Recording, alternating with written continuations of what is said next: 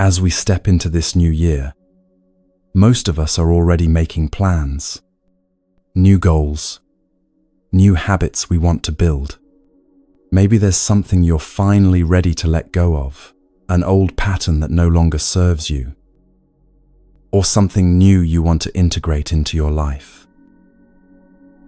But here's what the Buddha understood. Before we rush toward the future, we need to pause and ask one honest question.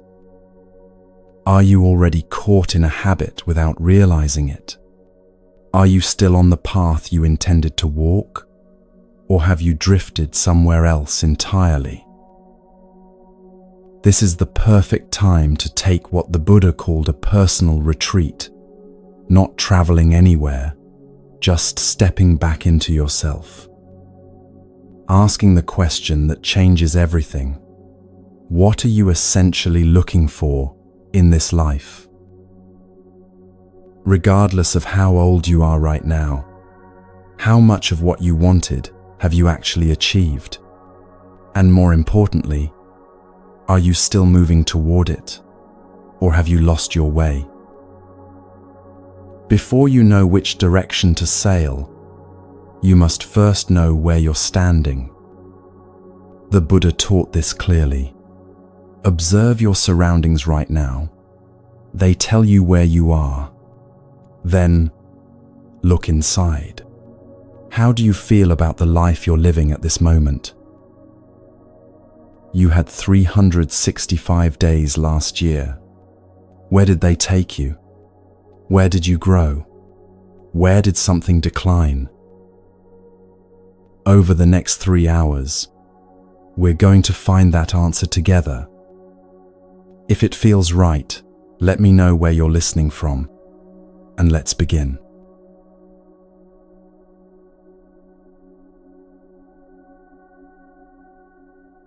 In the Buddhist tradition, there's a simple teaching.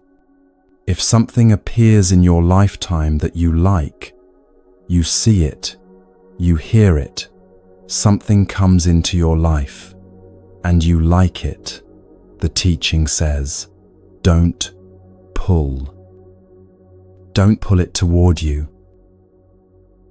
And if something appears in your lifetime that you don't like, something you would normally reject, the teaching says, don't push. Don't push it away. Now, where does this come from? What does it mean? If you start to pull something toward you, you like it, so you want to keep it as close as possible. Bring it even closer than it naturally is. What's going to happen? One day, when the time comes, whatever you tried to pull toward you will simply move away from you. It's just a question of time. At the same time, something comes and you reject it right from the beginning. You push it away. You don't want it near you. It's just a question of time until whatever you push away starts to move very close to you. This is what the Buddha called clinging, upadana, in the ancient language. It's the root of all suffering. Just watch around you. From the moment anyone is born, from the very moment of the first breath, the amount of inhalation and exhalation is exactly 50-50. The amount of days and the amount of nights, until right now, 50-50. It looks like this wave, this natural rhythm, and in many different traditions, the teaching is simple. Nothing stays the way it is. Success never stays success, because success is based upon failure. A healthy person never stays only healthy. He is healthy because sickness exists. A rich man never stays rich forever. He is only rich right now because poorness also exists. Now the question becomes, if you realize this for yourself, if you see that right now things are really good, your work is going well, your health is strong, everything feels aligned, but then you also realize that now you're about to lose things. Now it's not working well anymore. You don't know what's wrong. What do? You invest energy again. You push yourself up. You use your skills and knowledge to make it work. But no matter how hard you try, it starts to descend again. It feels like it's not in your hands anymore. And this is where the question arises. After observing this pattern often enough, maybe one day you're going to ask yourself, there must be another way of walking through this lifetime without always being caught inside these ups and downs. This is what the Buddha discovered under the Bodhi tree. This constant grasping at what we want and pushing away what we don't want, this is what keeps the wheel of suffering turning. People hold on to so many things without even realizing it. Old beliefs about who they are, about how life should look, expired identities, the person you were 10 years ago, 5 years ago, maybe even last year, still carrying that image, still defending it, still trying to prove it's real. The Buddha called these mental formations sankhara. They accumulate inside us, layer after layer, year after year. And from time to time, they start to block us. Think about it for a moment. How much of what you believe about yourself right now is actually based on who you were, not who you are? How many of your reactions today are simply old patterns repeating themselves, mental formations that hardened into habits 20 years ago? Someone criticizes you, and immediately you feel defensive. But is that really about what they just said? Or is it about something a teacher told you when you were 12? Someone offers you love, and you pull back. But is that really about them? Or is it about the person who left when you were young? These formations run deep. They operate below conscious awareness most of the time, but they shape everything: how you see the world, how you interpret events, how you respond to life. Sometimes these formations become so familiar that you mistake them for who you are. The anxious person thinks, "I am anxiety." The angry person thinks, "I am anger." But the Buddha taught differently. These are conditions that arose based on causes. They are not you. When you were you born anxious? Or did anxiety develop over time, shaped by experiences, conditioned by events, reinforced by repetition? If it arose from conditions, then when those conditions change, it can also cease. This is the hope within the teaching. Nothing is permanent, including your suffering. There's an old Zen teaching about a monk who came to his master with an empty bowl. The master asked, "What do you want?" The monk said, "I want to receive the teachings. I want wisdom. I want enlightenment." The master picked up a teapot and started pouring tea into the monk's bowl.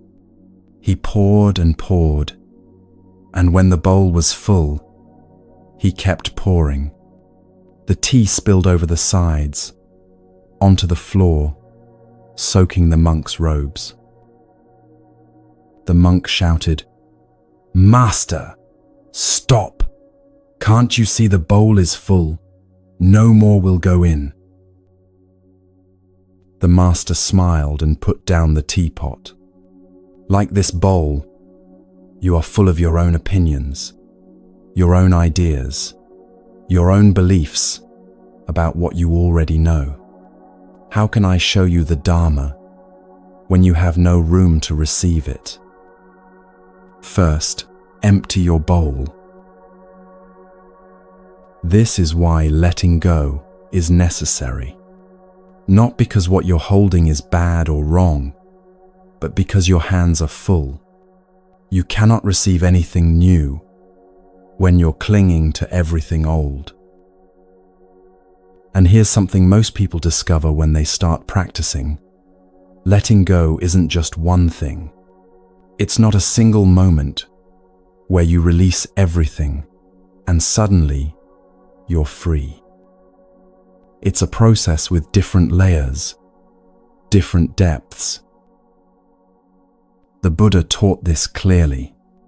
There are two parts to letting go, and both are necessary. The first part is willingness. This is what the Buddha called right intention, samma sankappa. Do you want to let go? Are you willing? Many people say yes immediately. Yes, I want to let go of my anger. I want to let go of my fear. I want to let go of this old pain. The willingness is there. But then there's the second part, wisdom, understanding, and sometimes simply ability. Can you actually let go, even if you want to? This is where it gets honest. This is where clear seeing of yourself becomes necessary. In the monasteries, this pattern appears again and again. Someone comes with genuine willingness to change, to release old patterns. They sit in meditation, they follow the precepts, they work diligently. But when the moment comes to actually face what they're holding on to, when anger arises, or fear surfaces, or that old familiar story starts playing in the mind, suddenly the willingness alone isn't enough. There needs to be skill. There needs to be understanding. There needs to be knowledge of how to work with what arises. Some things can be released through personal practice. Sitting in meditation, watching the thought arise, watching it pass away, seeing it's not solid, not permanent, not who you are. And slowly, over time, the grip loosens. These are the defilements you can work with yourself. The small irritations, the passing judgments, the daily reactive patterns. The tools exist for this. Mindfulness, concentration, clear seeing. These practices gradually create freedom. The Buddha compared this to washing clothes. You don't wash them once, and they're clean forever. You wash them regularly, each time removing a little more dirt, a little more staining. The mind is similar. Each time you sit, each time you practice, you're washing away a little more of what doesn't belong. But sometimes there are things caught within us that cannot be reached alone. The Buddha knew this.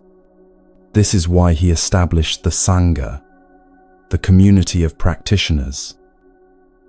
Sometimes, even if the willingness is there, even if you can see what's stuck inside you, support is needed. A teacher, a community, someone who has walked this path before and can show where the hidden locks are. This isn't weakness. This is wisdom. Knowing when you can work alone and when you need help, this itself is part of clear seeing. The Buddhist masters teach, those who can proceed on their own are only those who went deeper first. That depth often comes from having support, from having someone point out what you cannot see yourself. Think of it like trying to see your own back. No matter how much you twist and turn, you cannot see all of it without a mirror or another person. Some parts of ourselves are like this. We need others to reflect them back to us. The Buddha said in the Salatha Sutta, an uninstructed ordinary person feels pleasure, feels pain, feels neither pleasure nor pain. So does a well-instructed disciple of the noble ones. What difference is there between them? The difference is this. When pain comes to the ordinary person, he not only feels the pain, but also resists it, clings to the wish that it would go away, creates a second layer of suffering on top of the first. The Buddha called this the second arrow. The first arrow is the pain itself. This cannot always be avoided. Life brings illness, loss, change, disappointment. But the second arrow is the one shot at ourselves through clinging and resistance. When you try to push away what you don't like, you create suffering. When you try to pull close and hold forever what you do like, you create suffering. This is why the Buddha taught the middle way. Not pulling, not pushing, not grasping at pleasure, not fleeing from pain. Both are impermanent, anicca. Both arise and pass away like clouds in the sky. Watch your breath right now for just a moment. The inhalation comes naturally. You don't have to pull the air in desperately, clutching at it. The exhalation leaves naturally. You don't have to push it out forcefully, rejecting it. The breath simply moves in its own rhythm, balanced, 50-50, natural. This balanced breath is always available to you. In any moment of grasping or pushing, you can return to it. Feel the natural rhythm. Notice how the body already knows how to let go. With every exhalation, it releases. It doesn't hold on to the old air, trying to keep it. It simply lets it go, trusting that the next breath will come. This is how the Buddha taught us to meet life. When something pleasant comes, you can enjoy it without grasping. When something unpleasant comes, you can experience it without running away. But this takes training. It's not automatic. It's not something you understand once with your thinking mind and then you're done. It requires what Buddhist practice calls continuous effort, daily, honest practice. You have to see for yourself where you're still pulling, where you're still pushing, Where in your life right now are you trying to hold on to something that's already changing? Where are you resisting something that's already here? Maybe it's a relationship that's shifting, and you're trying to keep it exactly as it was 5 years ago. Maybe it's your body changing with age, and you're fighting every sign of it. Maybe it's your career not going the way you planned, and you're still pushing toward a destination that no longer makes sense. Or perhaps it's smaller, more subtle. The way you cling to being right in arguments. The way you push away feedback that challenges your self-image. The way you grasp at compliments and reject criticism, even when both might contain truth. This honest assessment, this is the wisdom part of letting go. And sometimes this wisdom comes from sitting quietly with yourself. Sometimes it comes from a teacher pointing it out. Sometimes it comes from the Sangha, from fellow practitioners who reflect back what you cannot see. In monastic training, teachers often observe students carrying heavy burdens. Years of anger toward a parent who was harsh and demanding. The student wants to let go of this anger. The willingness is completely there. But every time the parent's voice arises in memory, every time that old tightness appears in the chest, the release doesn't happen.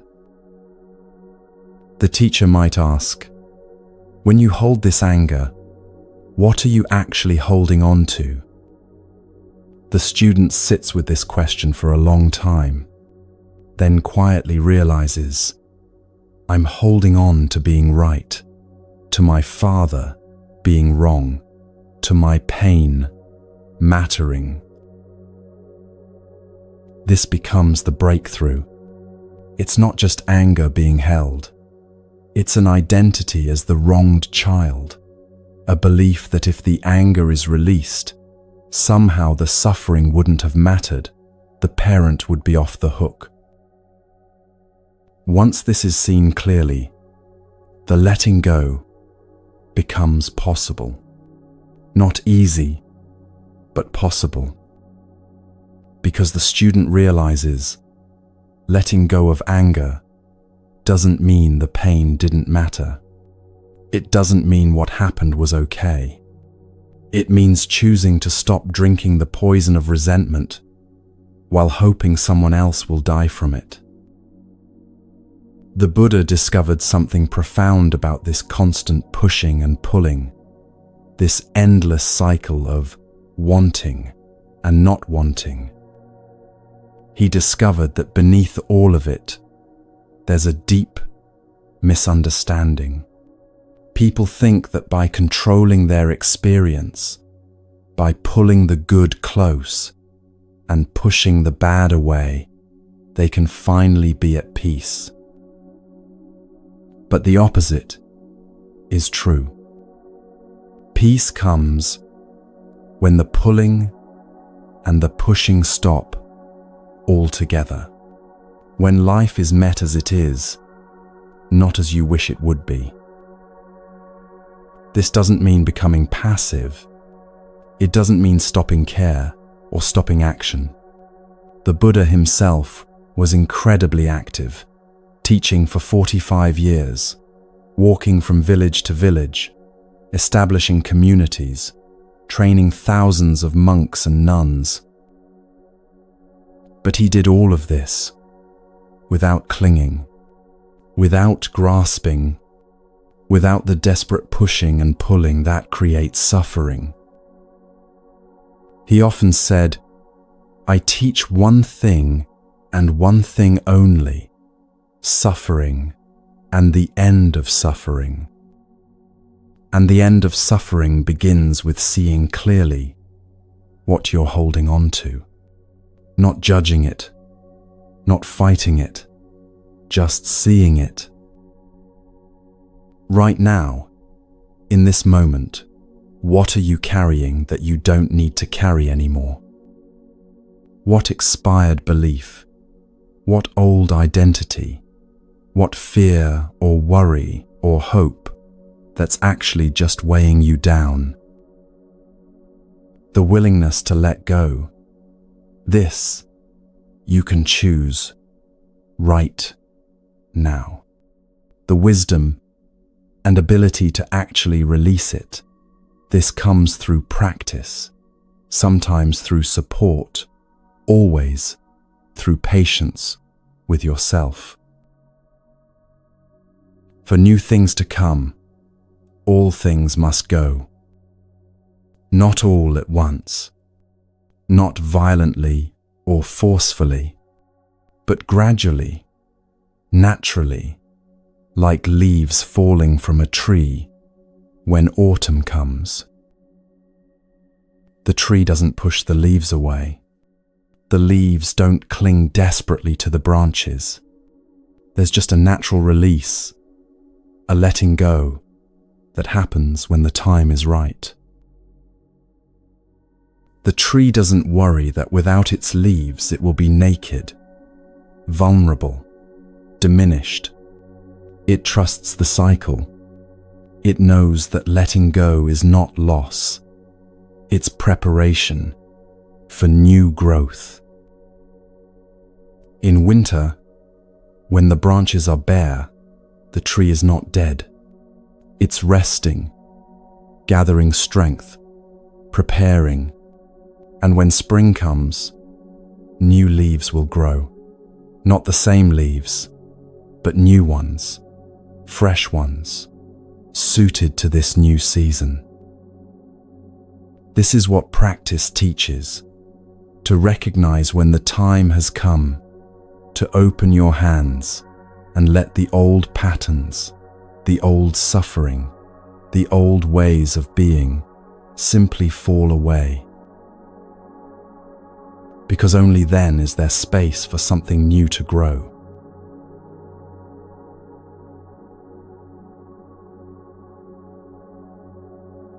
The Buddha taught something very specific about suffering that most people miss. He said that when pain comes, and pain will come to everyone, there are actually 2 arrows, not 1. The first arrow is the pain itself. Someone you love gets sick. You lose your job.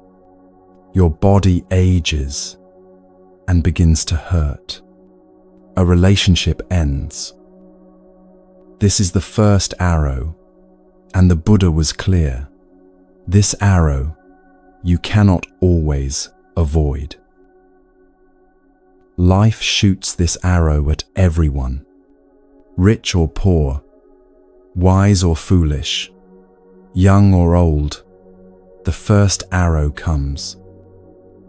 This is simply the nature of existence. But then there's the second arrow. And this one, you shoot at yourself. The second arrow is your reaction to the pain, your resistance to it, your fear of it, your story about what it means, your worry about what comes next. The Buddha said in the Salatha Sutta, when touched with a feeling of pain, the uninstructed person sorrows, grieves, and laments, beats his breast, becomes distraught. So he feels 2 pains, physical and mental, just as if they were to shoot a man with an arrow and, right afterward, were to shoot him with another one, so that he would feel the pains of 2 arrows. But the instructed disciple, when touched with that same feeling of pain, does not sorrow, grieve, or lament, does not beat his breast or become distraught. So he feels 1 pain, physical, but not mental. This is the difference. Not that the pain doesn't come, but that the second arrow, the one made of fear and resistance and mental proliferation, that one you can learn not to shoot. And fear is almost always that second arrow. Think about it carefully for a moment. Where does fear actually live? Fear lives in tomorrow. Fear lives in next week, next month, next year. Fear lives in the imagined future, in the story you're telling yourself about what might happen. But where is fear in this breath? Right now, as you breathe in, as you breathe out, where is the fear? The Buddha taught this clearly. Fear is a mental construction. The mind creates it, just as the mind creates everything else. And the same mind that can create beautiful visions, inspiring dreams, powerful motivations, that exact same mind creates fear. In the Shaolin teachings, Master Shi Hengyi puts it simply, you fear that a car is going to hit you tomorrow, but hello, we are not in tomorrow. We are here right now. Why are you thinking about tomorrow? Where is the car that's going to hit you? Where is the evidence it's going to happen? Where is the evidence it's not going to happen? You don't know. Stop thinking about tomorrow. The music is playing here right now. This is the truth about fear that's so hard to accept. Most of what you fear exists only in your mind. Not the real dangers. Those are different. If a car is actually coming at you right now, your body responds instantly, without fear, just pure action.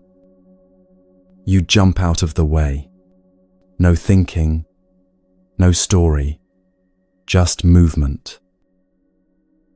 But the fear of what might happen tomorrow, next week, someday, that's different.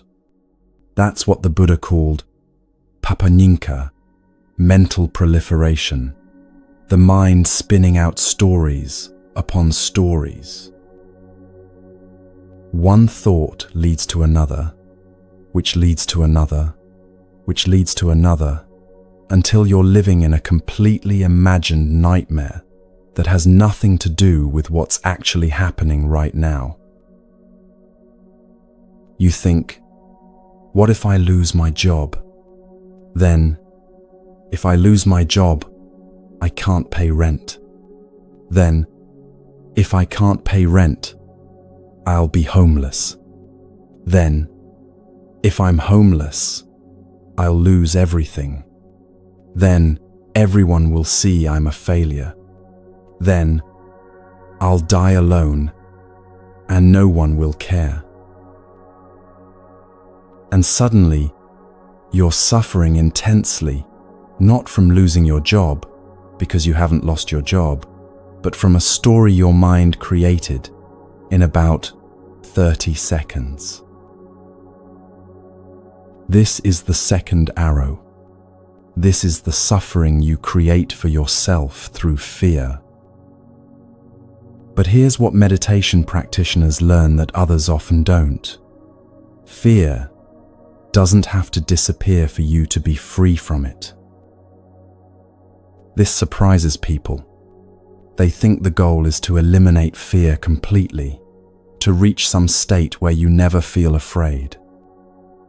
But that's not what the Buddha taught, and it's not what happens in practice. What changes is your relationship to fear. When you sit in meditation, especially when you sit for long periods, fear comes up. Physical discomfort arises. Your knee hurts. Your back aches. You want to move. And with that discomfort comes fear. What if I'm injuring myself? What if I can't handle this? What if I have to stop and everyone will see I'm weak? But you stay. You keep sitting. You breathe with the discomfort. You observe the fear. And something interesting happens. The fear is still there, but you realize you're not afraid of it. You're watching it, like watching clouds pass in the sky. Oh, there's fear. There's the thought that I can't do this. There's the tightness in my chest. There's the impulse to run away. All of it arises, and all of it passes. And you're still sitting, still breathing, still here. This is how the relationship transforms. Not that fear stops arising. It arises when conditions are present for it to arise, just like everything else. But you stop being controlled by it. You stop believing every story it tells. You stop shooting the second arrow. There's a teaching from the Tibetan tradition about Milarepa, one of Tibet's greatest yogis. He was meditating alone in a cave in the mountains, practicing intensely for months on end. One day, demons appeared in his cave, terrifying creatures with horrible faces, threatening him, trying to scare him away. At first, Milarepa tried to get rid of them. He recited prayers, visualized protective deities, used all the methods he knew to banish these demons. But they wouldn't leave. Then he tried reasoning with them, teaching them the Dharma, hoping they would see the error of their ways and depart peacefully. But still they remained, more threatening than before. Finally, exhausted from fighting and negotiating, Milarepa did something different. He looked directly at the demons and said, "I see you are just my own mind. I am not going anywhere, and neither, it seems, are you. So come, let us have tea together."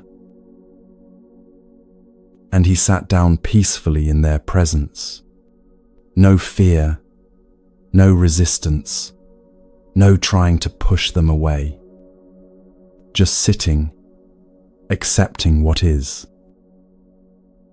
At that moment, all the demons, except one, disappeared instantly.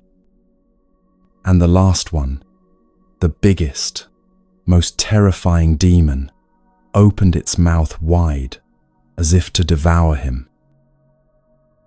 Milarepa walked right up to that demon and placed his head inside its mouth.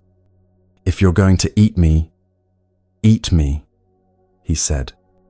"I'm not running anymore." And the final demon vanished like mist in the sunlight. This is the teaching. The demons are your own mind. The fears are projections, mental formations, papanyenka, and they have only as much power as you give them by running away. When you stop running, when you turn and face what you're afraid of, when you stop shooting the second arrow, the fear loses its grip. Not because it disappears, but because you're no longer afraid of being afraid. In the Shaolin tradition, this is understood deeply through the practice of martial arts. Master Shi Heng Yi explains, "Fighting is not fun. Fighting against somebody else who is also trained, even with gloves on, is quite painful sometimes, and very honestly, I don't like to fight, but I feel the challenge about it. I feel how much I need to jump over myself now to go out there, even if it's just training. So for a martial artist, it becomes different when it comes to fear. Because all the time when you walk out there, you are dealing with fear. Fear of what if I lose? What if he hits me? What if I get hurt? What if I don't stand up anymore? So many fears you are dealing with. But ultimately, you conquer them. And once you conquer them in one area of life, the outlook on the rest of life changes. It changes something inside.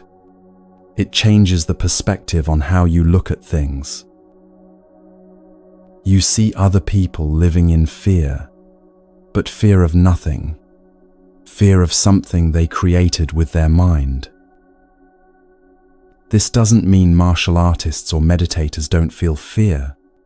They do, but they've learned that fear is just a feeling, just a mental formation, just papanyanka, and it's not something to let your life be determined by.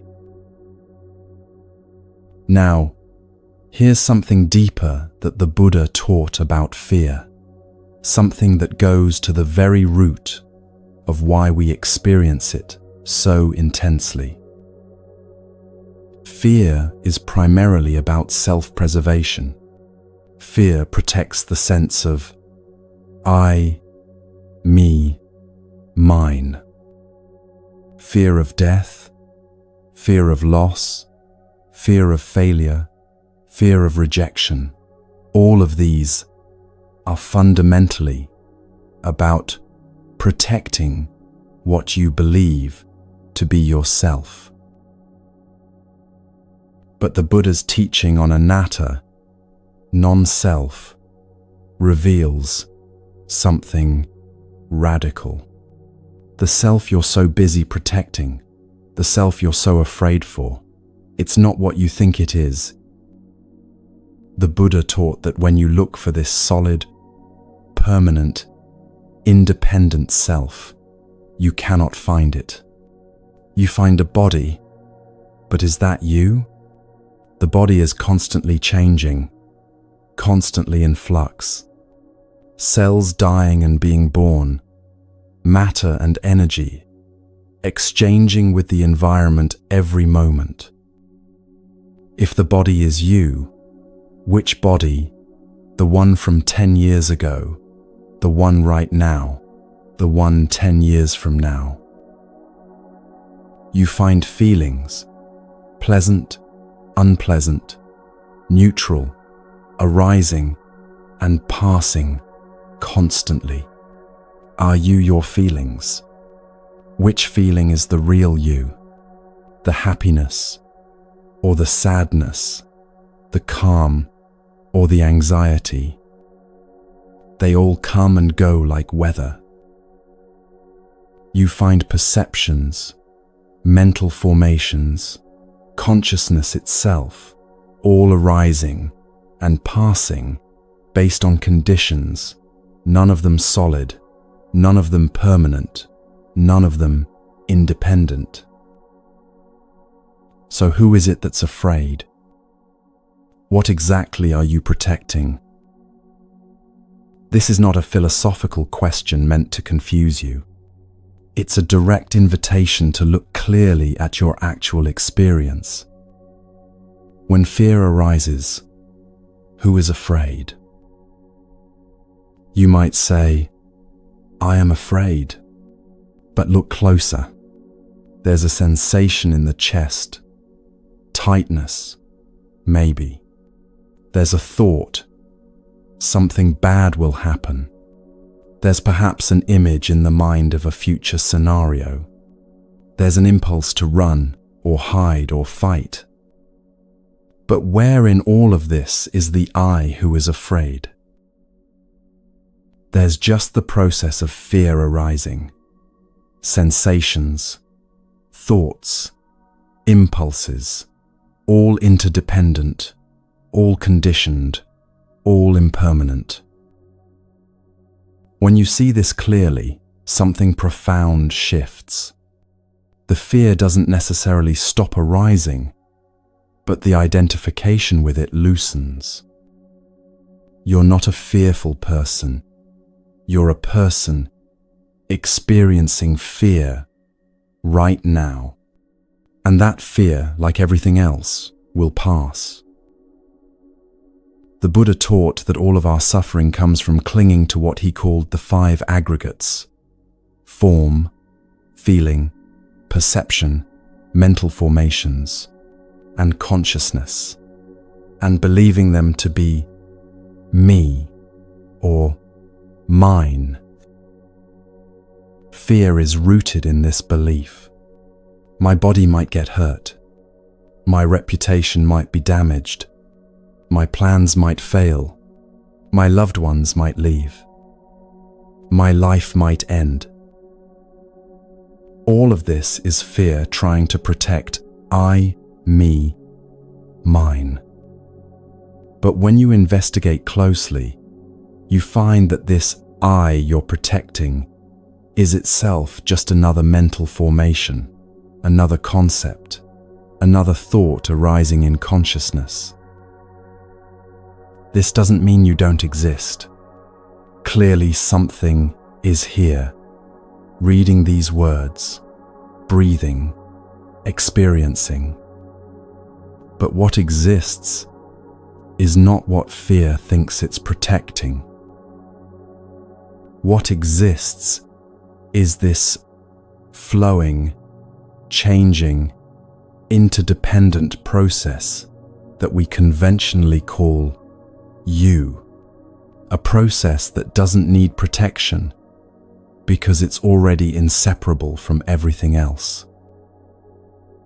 When this is understood, not just intellectually, but through direct experience, fear loses much of its power.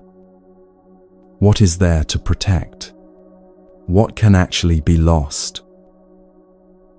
Your body will age and die. This is certain. Everything you're attached to will eventually separate from you. This is certain. Every condition you're experiencing right now will change.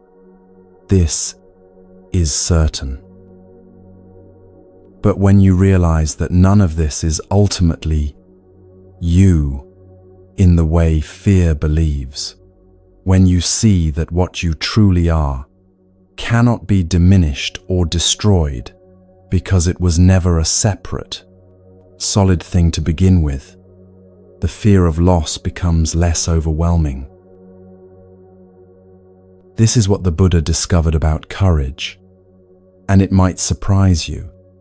Real courage is not the absence of fear. Real courage is not having to pump yourself up or convince yourself you're brave. Real courage comes from seeing through the illusion that fear is trying to protect. When you understand deeply that there is no solid, separate self that can be destroyed, the fear of death loses its absolute power. When you understand that everything you're attached to is impermanent and was never really yours to begin with, the fear of loss becomes workable. When you understand that failure and success are just concepts, just mental formations arising and passing, the fear of failure becomes just another experience to be met with awareness. This doesn't mean you become reckless or careless. The Buddha wasn't teaching nihilism or suggesting that nothing matters. You still take care of the body. You still act with wisdom and compassion. You still engage with life fully. But you're not enslaved by fear anymore. You're not making all your decisions based on protecting an illusion. You're not shooting the second arrow at yourself constantly. Master Shi Heng Yi says it clearly. If you want to know what to fear, this is the fearful part. One day, you look back and say, you have wasted your lifetime. This is the fearful part.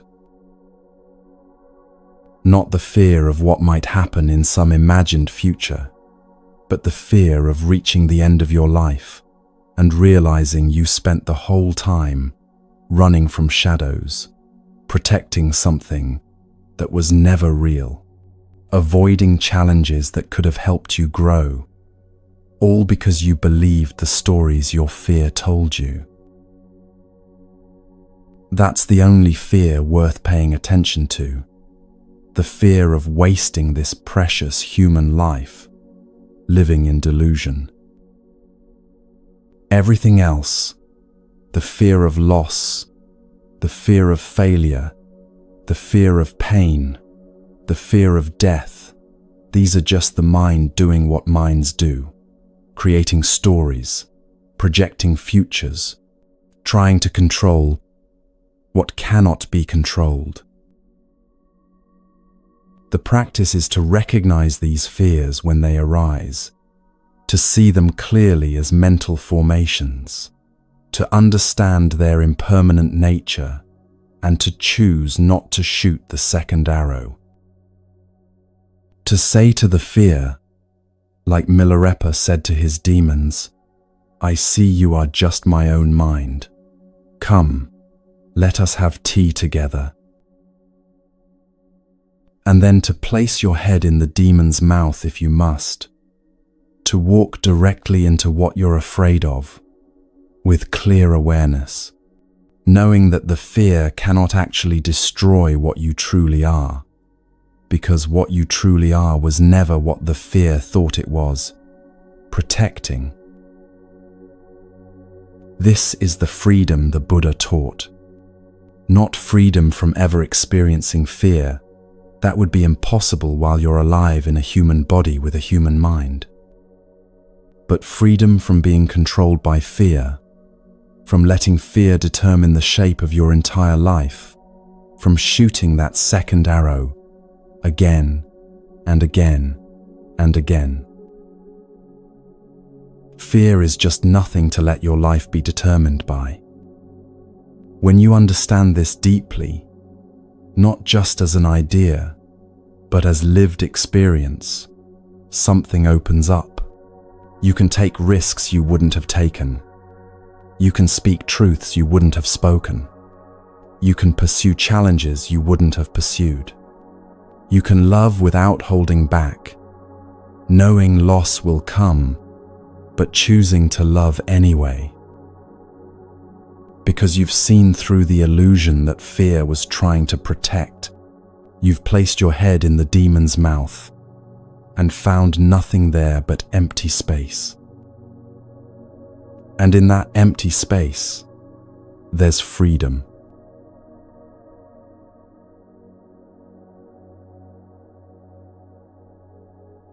There's a teaching in the Buddhist tradition about strength that most people misunderstand. When we think of becoming stronger, we usually imagine building ourselves up against something, against weakness, against enemies, against the world that might harm us. But the Buddha taught a different kind of strength entirely. This strength doesn't need an enemy to define itself. It doesn't come from domination or aggression, or even from winning. It comes from something quieter, something more fundamental, from living in alignment with what the Buddha called right action. Right action, samma kammanta, in the ancient language, is the fourth factor of the Noble Eightfold Path. It's one of the three factors that make up sila, ethical conduct, the foundation of all Buddhist practice. And here's what surprises people. The Buddha didn't teach right action as a list of rules to constrain you. He taught it as a form of protection, a way of building strength that no external force can shake. Think about it this way. When you harm another being through violence, through theft, through sexual misconduct, through lies, through intoxication that clouds your mind, what happens inside you? There's guilt, even if you don't admit it. There's fear of being discovered. There's the need to hide, to defend, to justify. There's a subtle weakening of your own integrity, like a crack appearing in a foundation. Each time you act in ways that harm, you create instability within yourself. You cannot stand firmly when you're constantly managing the consequences of harmful actions, constantly defending yourself, constantly looking over your shoulder. But when you live by right action, when you abstain from killing, from taking what's not given, from sexual misconduct, from false speech, from intoxication, something different happens. You become stable. You have nothing to hide, nothing to defend. You can meet anyone's eyes directly. You can sleep peacefully at night because your conscience is clear. You stand on solid ground. This is the foundation of real strength, not strength built on dominating others, but strength built on integrity, on wholesome action, on living in harmony with the way things actually are. The Buddha said in the Dhammapada, "Though one may conquer 1,000 times 1,000 men in battle, yet he indeed is the noblest victor who conquers himself." This is the true battlefield, not out there against enemies, but right here, within your own mind and actions. Conquering yourself doesn't mean being violent with yourself, punishing yourself, or forcing yourself into rigid submission. It means something much more subtle. It means developing the capacity to choose your actions wisely, rather than being driven by impulse, craving, aversion, and delusion. This requires two qualities that the Buddha taught together: metta and virya. Metta, loving kindness, goodwill toward yourself and others. And virya, energy, effort, the sustained determination to practice. You need metta because without kindness toward yourself, discipline becomes harsh and ultimately unsustainable. You beat yourself up for every failure. You demand perfection. You turn practice into punishment. And eventually, you break or you quit. But you also need virya because without sustained effort, kindness alone becomes soft, passive, an excuse for not trying. Oh, I'll be kind to myself and not practice today. I'll be gentle with myself and avoid this challenge. I'll have compassion for my weakness and never push myself to grow. The Buddha taught the middle way between these extremes: strength with kindness, effort with wisdom, discipline without violence toward yourself or others. Now, virya. This word is often translated as energy or effort, and it's one of the 5 spiritual faculties that the Buddha said must be developed for awakening. But it's important to understand what kind of energy this is. It's not aggressive force. It's not the energy of pushing and striving and forcing outcomes. It's not the manic energy of someone running away from themselves through constant activity. Virya is sustained effort. It's the energy that shows up day after day, not because it's exciting or because you feel inspired, but because you've made a commitment to practice. It's the energy that gets you to sit in meditation even when you don't want to. The energy that helps you keep a precept even when breaking it would be easier. The energy that allows you to face a difficult situation with awareness rather than running away. And crucially, it's balanced energy, not too tight, not too loose. The Buddha taught this through a story about his disciple Sona, who was practicing walking meditation so intensely that his feet bled. But despite all his effort, he wasn't making progress. He was becoming discouraged, thinking maybe he should just give up and return to lay life. The Buddha asked him, "Sona, before you became a monk, were you skilled at playing the lute?" "Yes, Lord," Sona replied. "And when the strings of your lute were too tight, was it in tune and playable?" "No, Lord." "And when the strings were too loose, was it in tune and playable?" "No, Lord." "But when the strings were neither too tight nor too loose, but adjusted to an even tension, was your lute in tune and playable?" "Yes, Lord." In the same way, Sona, if energy is too forceful, it leads to restlessness. If energy is too lax, it leads to laziness. Therefore, keep your energy in balance, find the right pitch, and there you will make progress. This teaching is profound in its simplicity.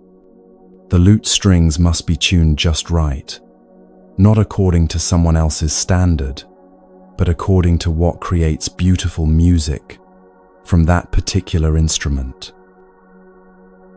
You are that instrument, and you must learn, through patient experimentation, what level of effort allows you to play the beautiful music of a well-lived life. For some people, the strings are chronically too loose.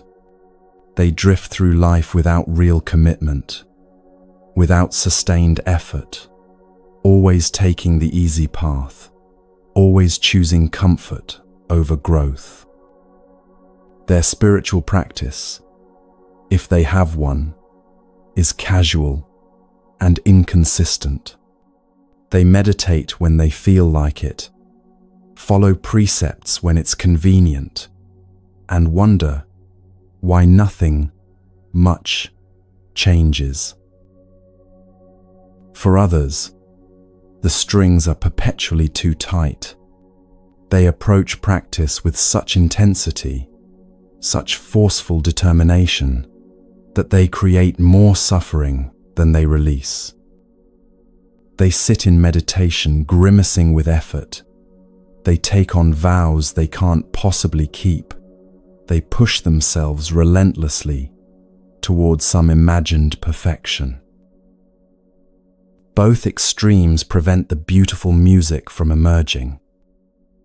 This is the middle way applied to effort itself, finding the right tension, the sustainable pace, the effort that you can maintain, not just for a day or a week, but for a lifetime.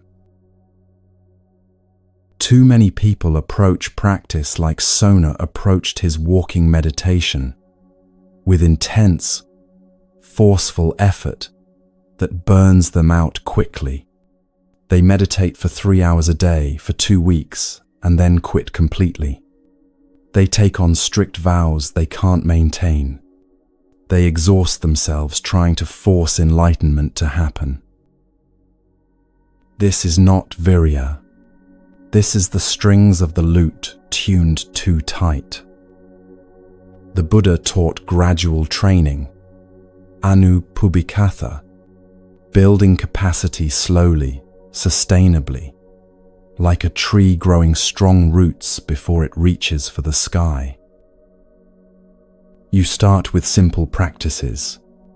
5 minutes of meditation in the morning, following one precept carefully for a month, speaking truthfully for 1 full day, without exaggeration or deception.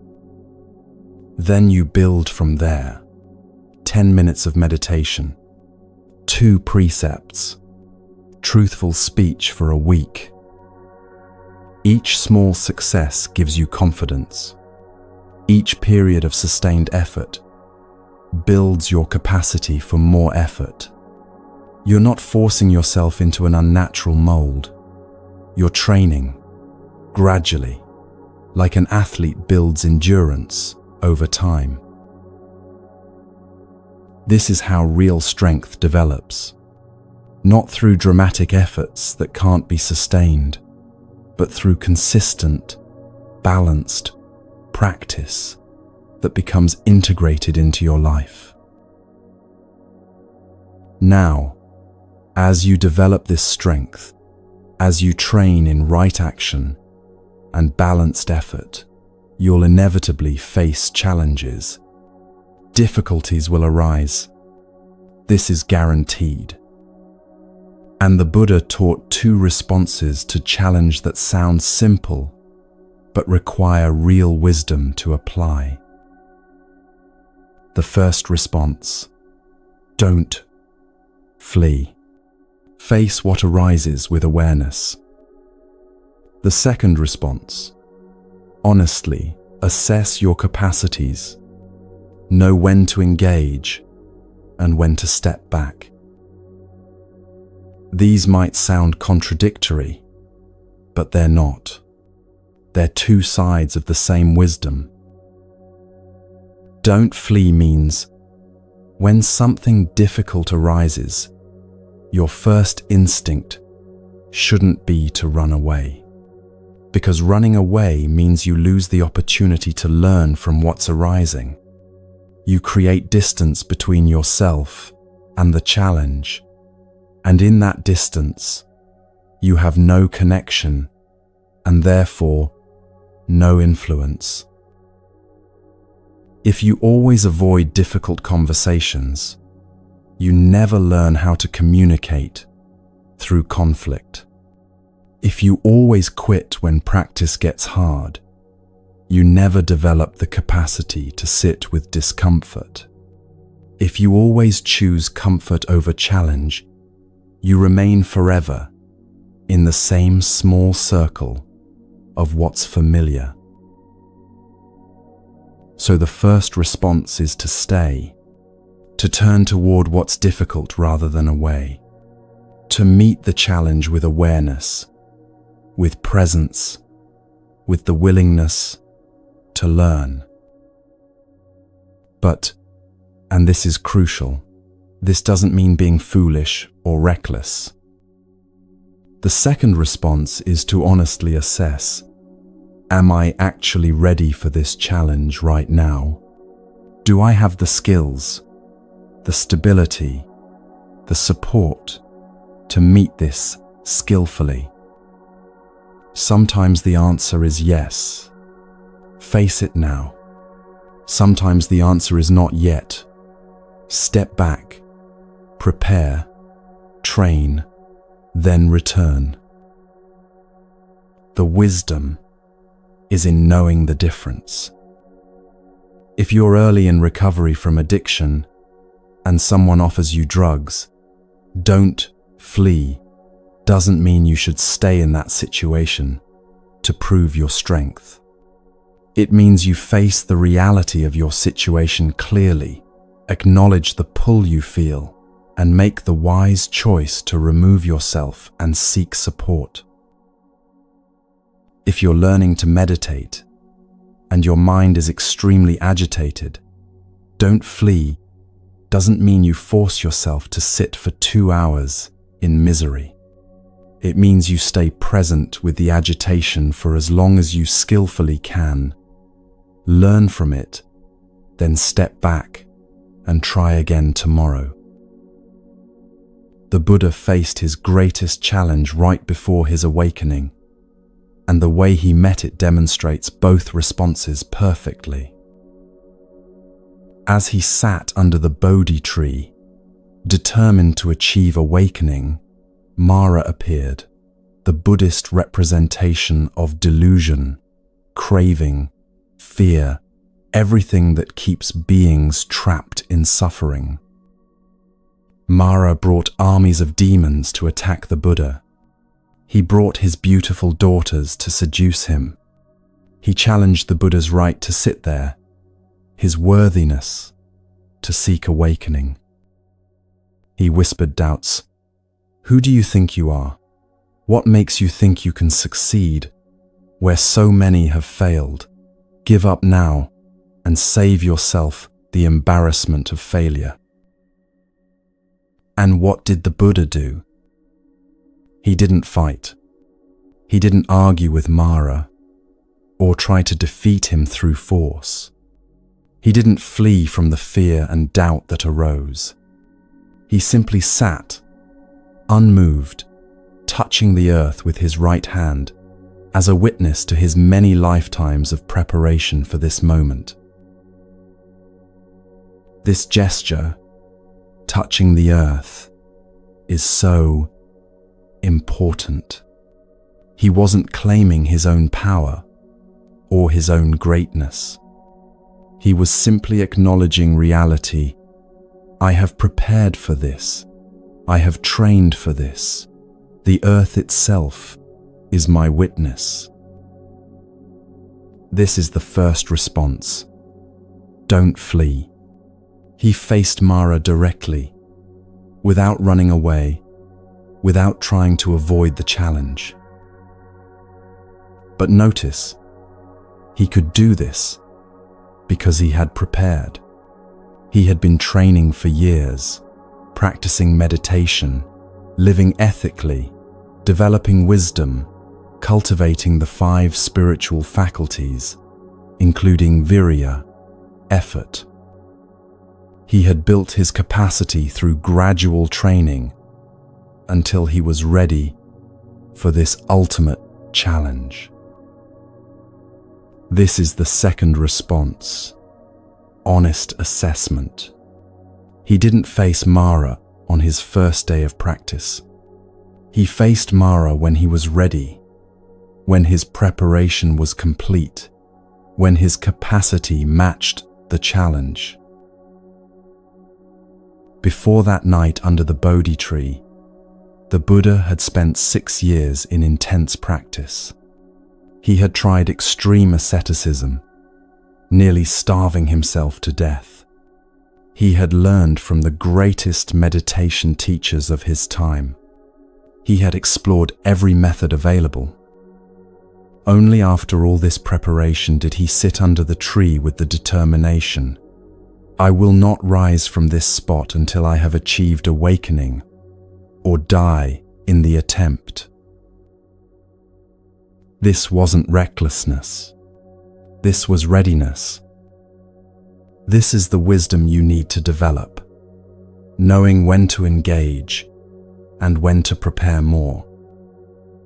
And that preparation happens through 3 things the Buddha taught as the foundation of all progress: sila, samadhi, and panya, ethical conduct, concentration, and wisdom.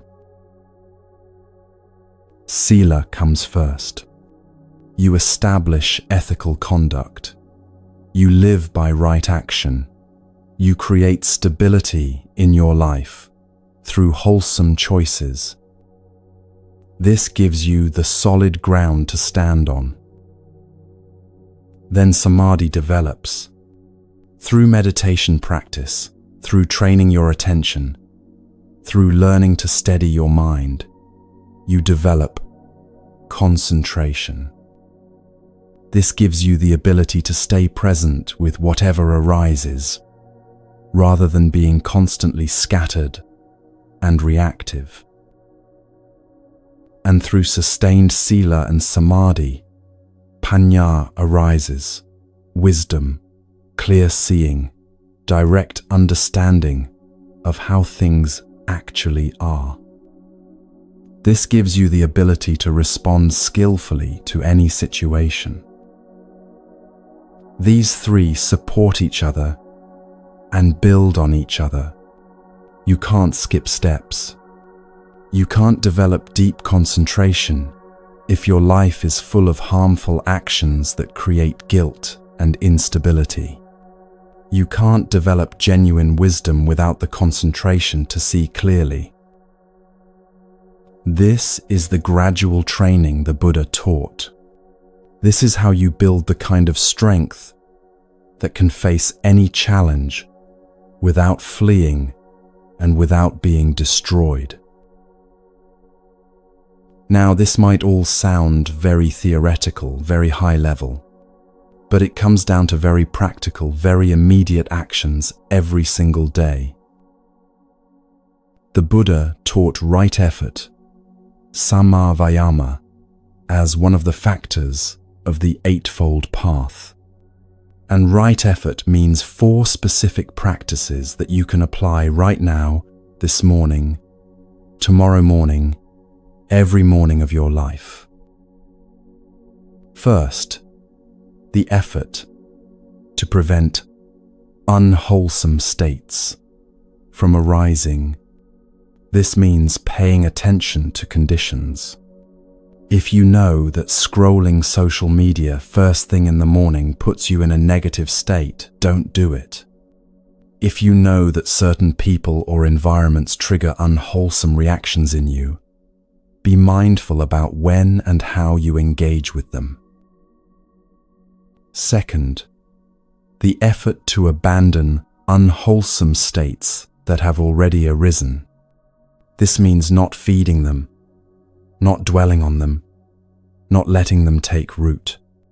When anger arises, you don't suppress it, but you also don't indulge it by rehearsing your grievances over and over. You acknowledge it, you see it clearly, you let it pass. Third, the effort to cultivate wholesome states that haven't yet arisen. This means actively creating conditions for goodness. If you want to develop patience, you practice it in small moments throughout the day. If you want to develop generosity, you look for opportunities to give. Fourth, the effort to maintain and strengthen wholesome states that have already arisen. When you're feeling peaceful, you protect that peace. When kindness is present, you nurture it. You don't carelessly throw away the good states you've cultivated. This is right effort applied moment to moment. And one of the simplest, most powerful ways to practice it is in how you start each day. When your alarm goes off in the morning, what do? If you're like most people, you might hit snooze. You might lie there thinking you'll get up in just 5 more minutes.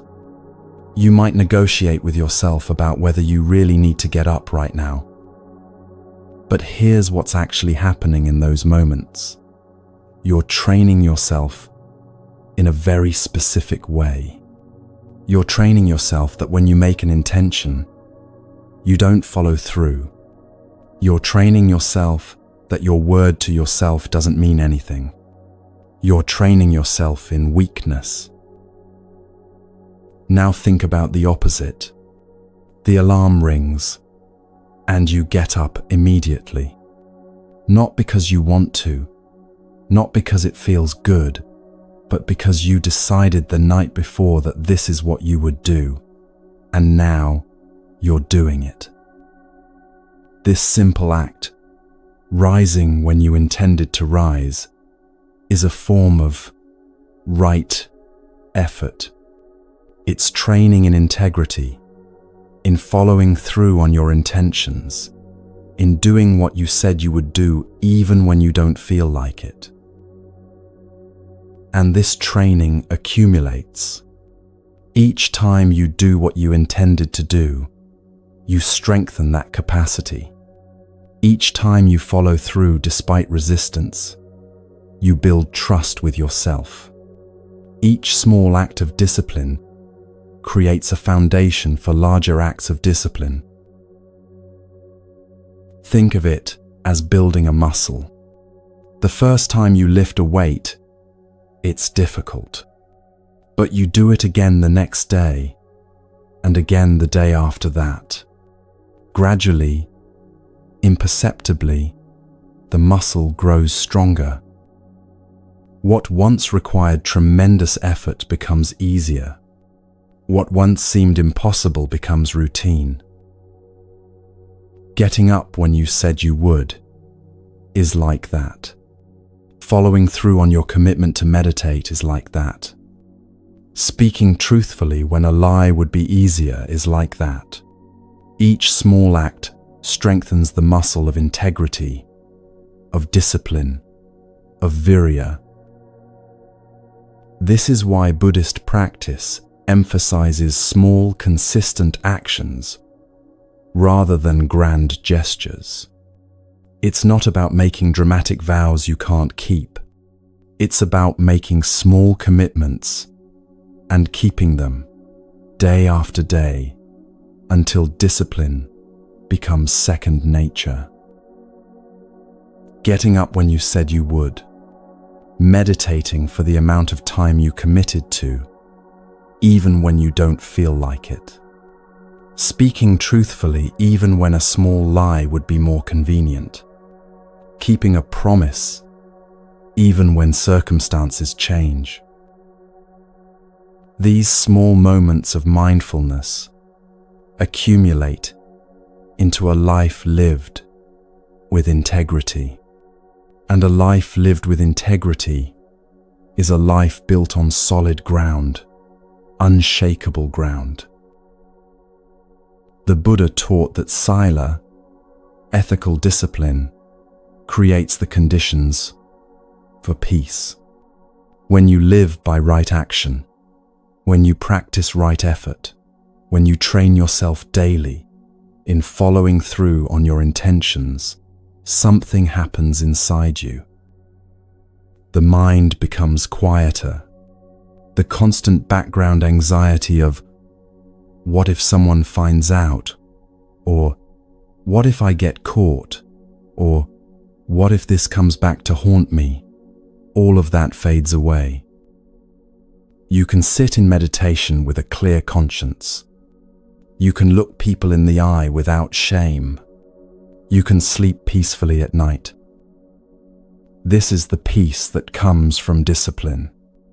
Not discipline as punishment, not discipline as restriction, but discipline as the gateway to freedom.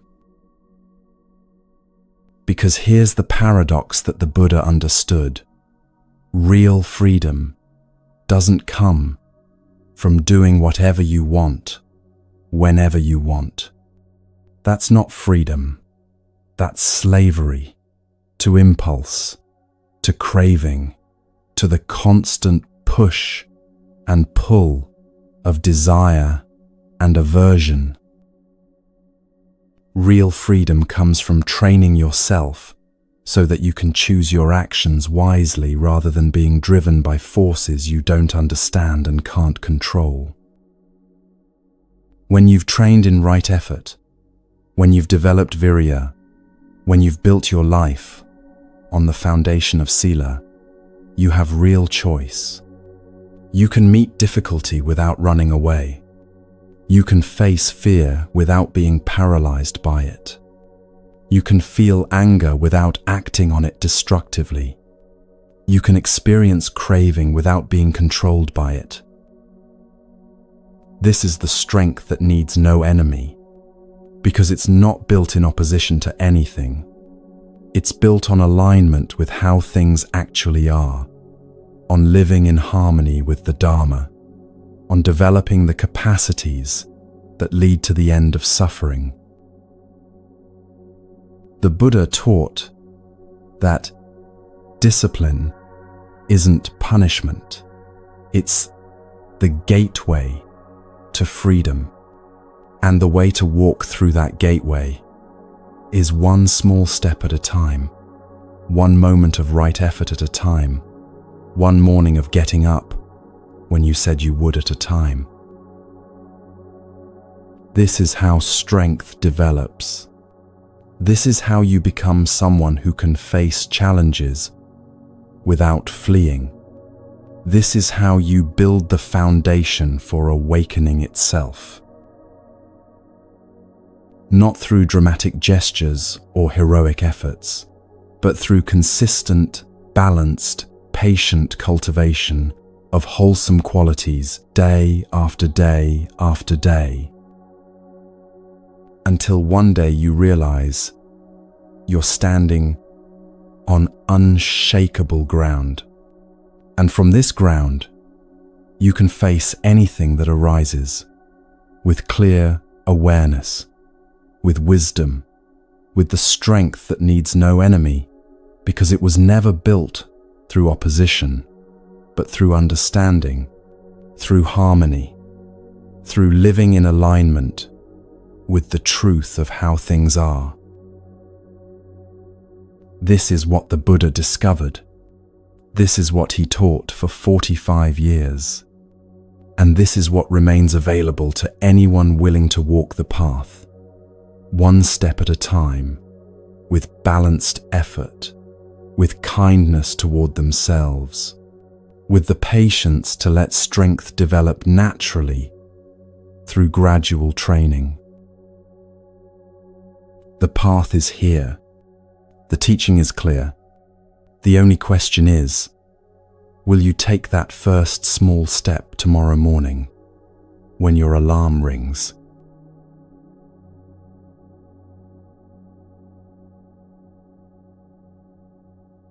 Most people hear the word discipline and feel a tightening in their chest. Rules, restrictions, someone telling you what you can't do. The mind immediately rebels. I want to be free. I don't want to be constrained by endless regulations. But the Buddha taught something that seems completely backwards to this instinct. Ethical discipline isn't restriction at all. It's protection. It's liberation. This is what sila means in the Buddhist tradition. Ethical conduct, moral discipline, the guidelines for action that create the foundation for everything else. And it's not what most people think it is. Sila isn't about following rules because someone in authority told you to. It's not about avoiding punishment or earning rewards in some future life. It's something much more immediate, much more practical. When you live by sila, you create protection for your own mind. Think about what happens when you lie to someone. In that moment, it might seem like the easy way out. Avoid confrontation, avoid consequences, avoid discomfort. But what happens afterwards? You have to remember what you said. You have to keep your story consistent. You have to worry about being found out. Every time you see that person, there's a subtle tension.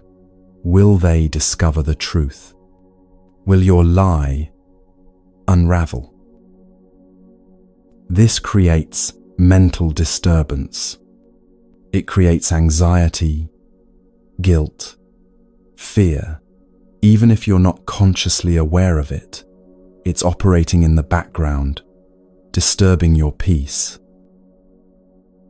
Now think about what happens when you speak truthfully, even when it's difficult.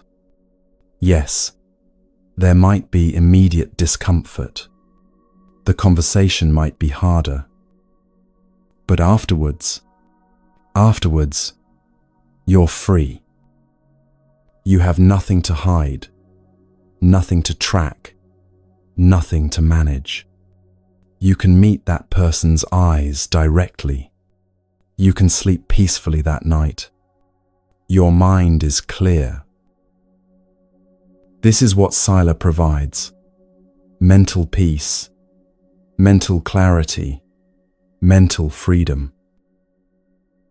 The Buddha taught 5 basic precepts for lay practitioners, and each one creates this kind of protection. First, abstaining from killing or harming living beings. When you live by this precept, you're not carrying the weight of having caused suffering deliberately. Your mind is not disturbed by guilt or by the karmic consequences of taking life. Even small acts of harm create ripples in your mind. Killing an insect in anger, speaking words meant to hurt someone, acting with the intention to cause pain. Each of these creates a disturbance that affects your ability to find peace. Second, abstaining from taking what is not given. When you live by this precept, you can be around others' possessions without craving, without scheming, without the anxiety of having stolen something or the paranoia of being caught. This extends beyond obvious theft. It includes taking credit for others' work, using company resources inappropriately, even taking someone's time without permission. When you honor what belongs to others, your mind rests easy. Third, abstaining from sexual misconduct. When you live by this precept, your relationships are honest, your commitments are honored, you're not betraying anyone's trust or creating suffering through your desires. This means respecting boundaries, honoring commitments, not using others for your own gratification without regard for the harm it might cause. Sexual energy is powerful, and when it's expressed ethically, it doesn't create the complex web of guilt, betrayal, and suffering that sexual misconduct creates. Fourth, abstaining from false speech. When you live by this precept, as we already explored, your mind is free from the complex web that lies create. But this also includes harsh speech, divisive speech, and idle chatter, all forms of speech that create harm or waste the precious resource of communication. When your speech is truthful, kind, beneficial, and timely, you create connection rather than division. Fifth, abstaining from intoxicants that cloud the mind. When you live by this precept, you maintain clarity, you remain present, you don't escape into states that create later regret or harm. This isn't about being rigid or joyless. It's about recognizing that intoxication creates heedlessness, and in that heedless state, you're much more likely to break the other precepts. You're more likely to harm, to take what's not given, to engage in sexual misconduct, to speak falsely. These aren't arbitrary rules handed down by authority. They're observable truths about what creates suffering and what creates peace. Try it for yourself. Live by even one of these precepts carefully for a week. Just one. Notice what happens in your mind. Notice the quality of your peace, your sleep, your ease around others. This is why monastics follow the Vinaya, the monastic code with its hundreds of detailed rules. Not because they're trying to be perfect or holier than others, but because they understand that external structure supports internal development. When you don't have to make 1,000 small decisions every day about what's okay and what's not, you free up tremendous mental energy. You don't have to negotiate with yourself constantly. The structure is already there, and within that structure, you can go deep. Think about it this way. If you're trying to meditate but you're constantly debating whether you should check your phone, whether you should eat now or later, whether you should speak or stay silent, whether this action or that action is appropriate, all that mental negotiation is exhausting.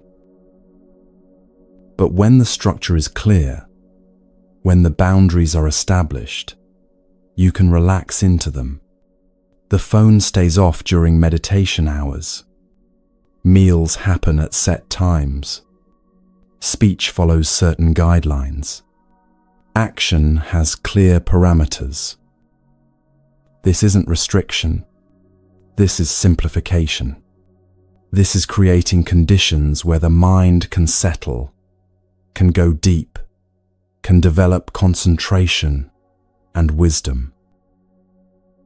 Now, not everyone needs to ordain as a monk or nun. The Buddha was very clear about this. In fact, most people shouldn't ordain. Monastic life is meant for those with a very specific calling. But everyone can practice sila. Everyone can bring the principles of ethical conduct into their daily life, whatever that life looks like. The Buddha gave extensive teachings to lay practitioners, people with families, jobs, businesses, all the complexities of worldly life. He didn't tell them they had to renounce everything and enter a monastery. He showed them how to practice right where they were. In the Sigalovada Sutta, the Buddha spoke to a young man named Sigala about how to live ethically as a householder. He talked about duties to parents, to teachers, to spouse, to children, to friends, to employees, to spiritual guides. He showed how ethical conduct extends into every relationship, every responsibility, every area of life. The teaching wasn't, leave all of this behind. The teaching was, engage with all of this skillfully, with awareness, with ethical integrity. This is what lay practice of sila looks like, taking the 5 precepts as your personal refuge, your guide for action in the midst of a complex life. It means structuring your 24 hours with intention, sammasankappa, right intention, knowing why you're doing what you're doing. Not just drifting through the day on autopilot, reacting to whatever comes up, but living with deliberate awareness of your actions and their consequences. For example, you might look at your day and see, I wake up, I immediately check my phone, I scroll through news and social media for 30 minutes, I rush to get ready, I skip breakfast, I'm irritated with traffic, I arrive at work, already depleted. This is a day structured unconsciously by habit and reaction. Now imagine structuring the same hours with intention. I wake up, I take 3 conscious breaths before getting out of bed. I meditate for 10 minutes. I eat a simple breakfast mindfully.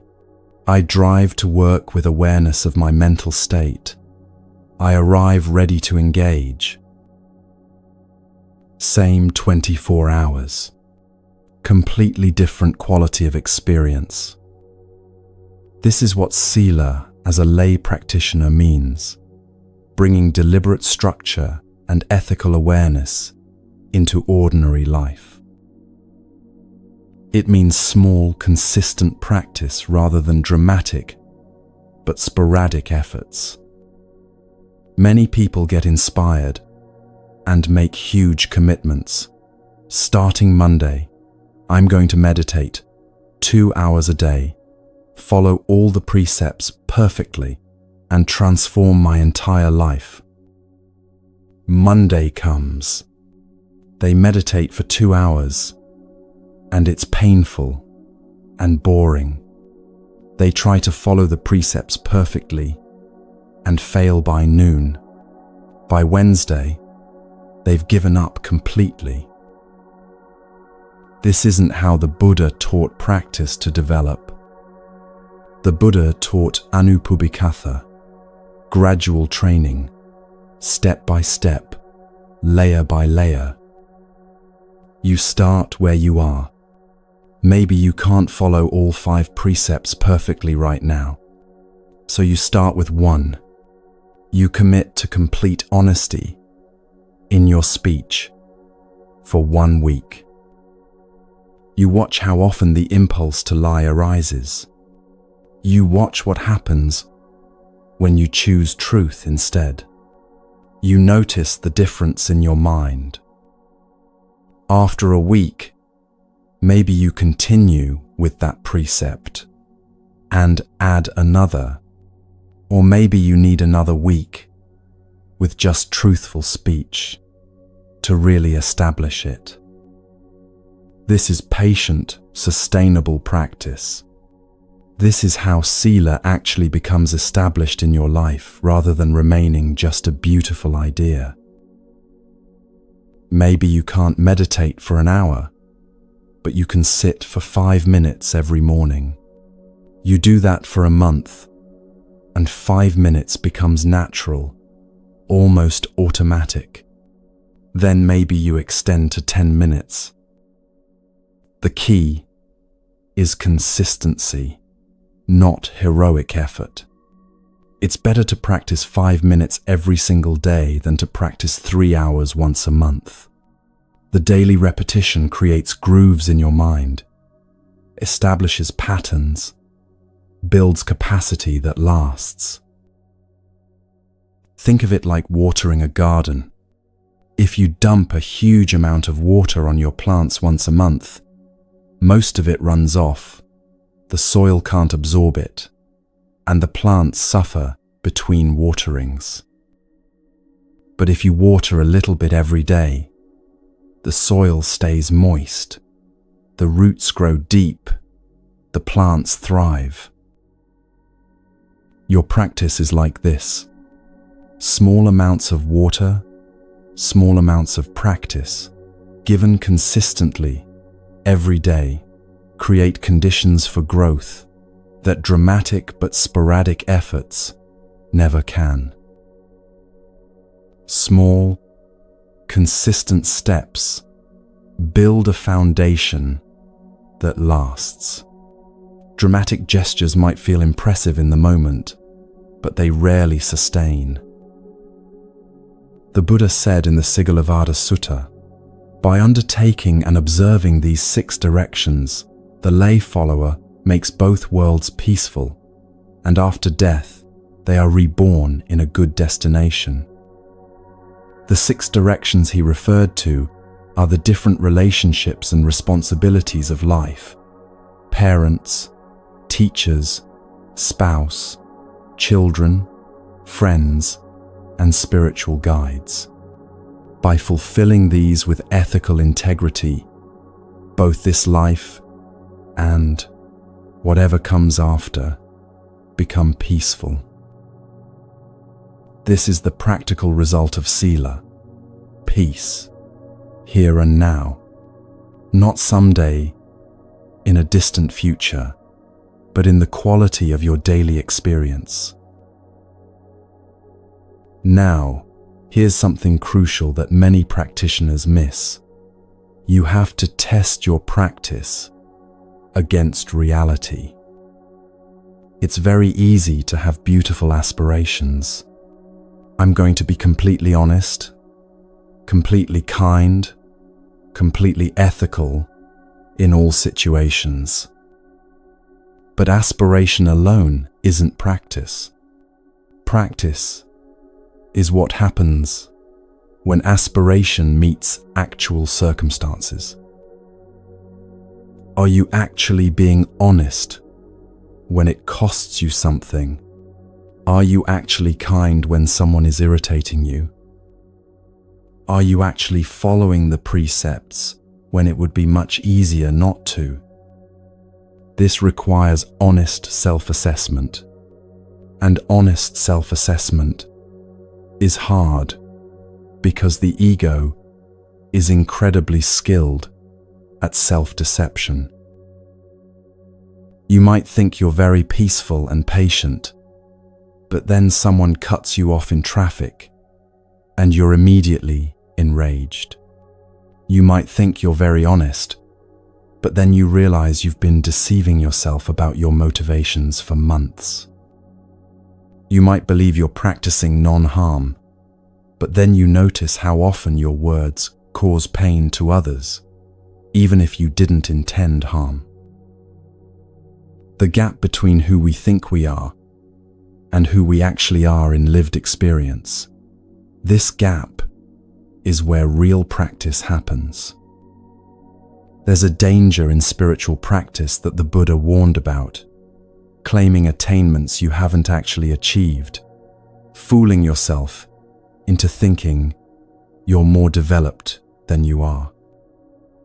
This is sometimes called spiritual bypassing, using spiritual concepts to avoid dealing with real psychological and behavioral issues. Someone might say, I'm practicing non-attachment, so it doesn't matter that I never commit to anything or anyone. But that's not non-attachment. That's avoidance. That's fear of intimacy. That's using spiritual language to justify harmful patterns. Or someone might say, I'm practicing acceptance, so I accept my anger and I don't need to work on it. But acceptance doesn't mean passive resignation to unwholesome states. It means seeing clearly what is, and then applying right effort to cultivate what's wholesome and abandon what's not. The Buddha was very direct about this danger. He said that falsely claiming spiritual attainments is one of the gravest errors a practitioner can make. Why? Because it stops real progress dead in its tracks. If you believe you've already arrived, you stop traveling. If you think you're enlightened when you're not, you stop practicing what would actually lead to enlightenment. You settle into a comfortable delusion and call it awakening. This is why the Buddha taught balancing faith with wisdom. Faith, saddha, is important. You need confidence in the path, trust in the teachings, inspiration to practice. Without faith, you won't make the effort required. But faith alone, without wisdom, panya, becomes blind belief. It becomes believing things about yourself or your practice that aren't actually true. Wisdom tests faith against reality. Wisdom asks, does this practice actually reduce my suffering? Am I actually less reactive, less caught in craving and aversion? Are my relationships actually improving? Is my mind actually more peaceful? These are the real tests of practice. Not how many hours you sit in meditation, not how much spiritual vocabulary you've learned, not how many teachings you've heard. But is your daily life actually different? Is there actually less suffering? If you've been practicing for years but you're still as angry, as anxious, as selfish, as caught in harmful patterns as you were when you started, then something isn't working. That's not a failure. That's information. It's wisdom telling you that you need to look more closely, practice differently, or perhaps seek guidance. The Buddha taught that ethical conduct should be visible in your life. People around you should notice something different, even if they can't name what it is. If you're practicing the precepts, but everyone you know still finds you dishonest, still sees you harming others, still watches you get intoxicated and act carelessly, then you're not actually practicing sila, you're just thinking about it. This sounds harsh, but it's actually compassionate, because only honest assessment creates the possibility of real change. The question to keep asking yourself is, does my practice reduce suffering, my own suffering, and the suffering I cause others? If yes, continue. If no, investigate why. Maybe you're practicing but not consistently enough for it to take root. Maybe you're practicing with too much force and creating more tension than release. Maybe you're practicing the form but missing the essence, following rules externally but not developing internal understanding. This honest questioning, this willingness to see yourself clearly without the comfortable delusions, this is wisdom balancing faith. And when you practice this way, when you commit to sila, not as rules to be obeyed, but as protection for your mind, when you practice gradually and consistently, when you test your practice against reality honestly, something remarkable begins to happen. Sila becomes natural.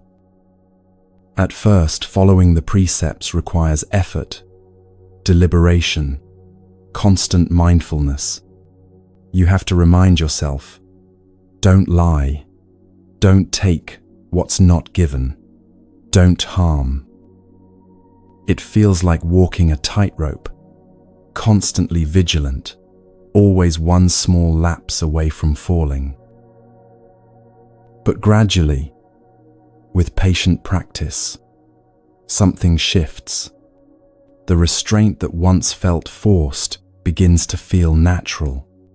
The ethical action that once required deliberation begins to arise spontaneously. You reach a point where you don't have to debate with yourself about whether to lie in a difficult situation. The truth simply comes out of your mouth, because that's who you've become. You don't have to force yourself not to take something that isn't yours. The impulse to take what's not given simply doesn't arise with any strength, because it's contrary to your established nature. This is what the Buddha called spontaneous virtue, wholesome action arising naturally from a mind that has been trained, that has been established in sila so thoroughly that it no longer needs to deliberate about basic ethical choices. Think of it like learning to drive. At first, you have to think about everything. Where are your hands? How much pressure on the pedals? Checking mirrors, signaling, turning. It's exhausting, overwhelming. But after months of practice, you drive without conscious deliberation. Your hands turn the wheel. Your feet work the pedals. You check mirrors and signal. All of it happens naturally, while your conscious mind is listening to music or having a conversation. Sila becomes like this.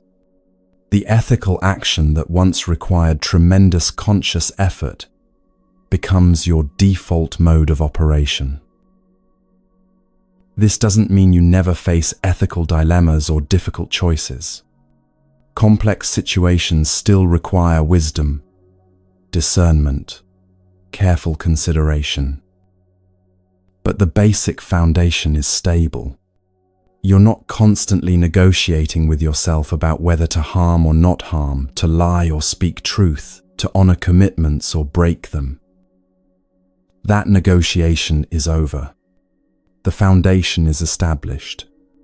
And from that foundation, deeper practice can develop. The Buddha taught that when Sila is established, concentration develops naturally. When you're not carrying guilt, anxiety, fear, remorse about your actions, the mind has much less agitation.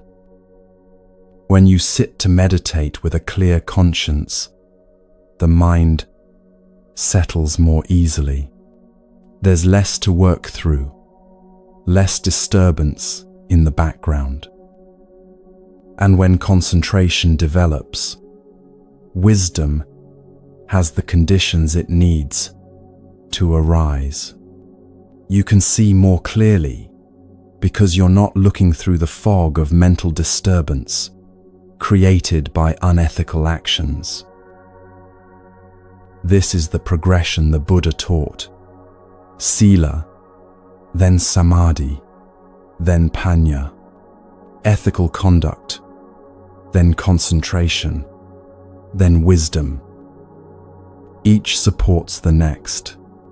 Each creates conditions for the next to develop. You can't skip steps, but you also don't have to perfect one before starting the next. They develop together, supporting each other, gradually strengthening like three strands woven into a rope.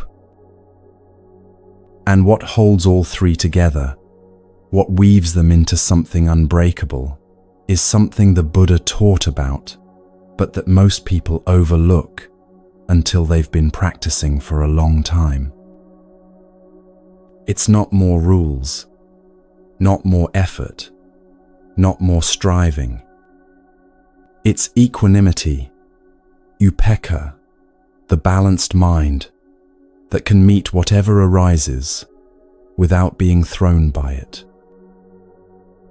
When Sila becomes natural, when you're no longer constantly managing the consequences of unethical actions, when your conscience is clear and your mind is settling into concentration, this creates space for something deeper to develop. A quality of steadiness, of balance, of being unshaken by the constant ups and downs of life. This is where discipline leads, if you follow it all the way through, not to rigid control or harsh restraint, but to a kind of inner freedom that doesn't need external circumstances to be a certain way in order to be at peace. But discipline creates something even deeper, equanimity, a peace so stable that nothing in this changing world can shake it.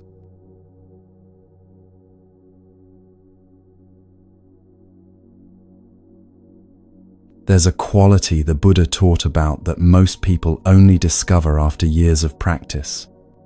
It's not something you aim for directly in the beginning. It's more like something that emerges naturally when the conditions are right, like flowers blooming when spring finally comes. The Buddha called it upekkha, equanimity, the fourth of the Brahma Viharas, the sublime attitudes. The first three sublime attitudes are easier to understand: loving, kindness, compassion, and sympathetic joy. We know what it means to wish others well, to feel for those who suffer, to rejoice in others' happiness. But equanimity is more subtle, more easily misunderstood. Many people think equanimity means indifference, not caring what happens, being cold, detached, unmoved by the suffering of the world. But this isn't what the Buddha taught at all. Equanimity is not indifference. It's balanced concern. It's caring deeply about all beings while remaining stable in the face of the 8 worldly winds that constantly blow through every human life. The 8 worldly winds. The Buddha taught about these in the Lokavipatti Sutta. They come in 4 pairs and they never stop blowing. Praise and blame, gain and loss, fame and disrepute, pleasure and pain. These 8 conditions are constantly arising in everyone's life. Sometimes you're praised, sometimes you're blamed. Sometimes you gain something, sometimes you lose it. Sometimes your reputation rises, sometimes it falls. Sometimes you experience pleasure, sometimes pain. The untrained mind is blown around by these winds like a leaf in a storm. Someone praises you, and immediately you feel elated, special, validated. You want more praise. You start performing for it, shaping yourself to get it, becoming addicted to that feeling. Then someone blames you, criticizes you, points out your flaws, and immediately you crash. You feel hurt, angry, defensive. You either attack back or withdraw into yourself, nursing your wounds. This is being blown by the winds. This is having no stability, no center, no ground beneath your feet. You gain something: money, status, a relationship, an opportunity, and you're flying high. Life is wonderful. Everything is working out. Then you lose something. The money disappears. The status drops. The relationship ends. The opportunity falls through, and you're devastated. Life is terrible. Nothing ever works out for you. Up and down, blown by every breeze, tossed by every gust. The Buddha said in the Lokavipatti Sutta, these 8 worldly conditions spin after the world, and the world spins after these 8 worldly conditions: gain and loss, disrepute and fame, praise and censure, pleasure and pain. But then he described the person who has developed equanimity, These 8 worldly conditions do not spin after a noble disciple, nor does a noble disciple spin after these 8 worldly conditions. This is what equanimity looks like in practice. The winds still blow, praise still comes, blame still comes, gain and loss still happen, but you're not blown around by them anymore. You remain stable, grounded, centered. Someone praises you, and you can receive it without inflating. Thank you, you might say, and mean it, but you're not identified with the praise. You don't need it to feel worthy. It doesn't make you more than you were a moment before.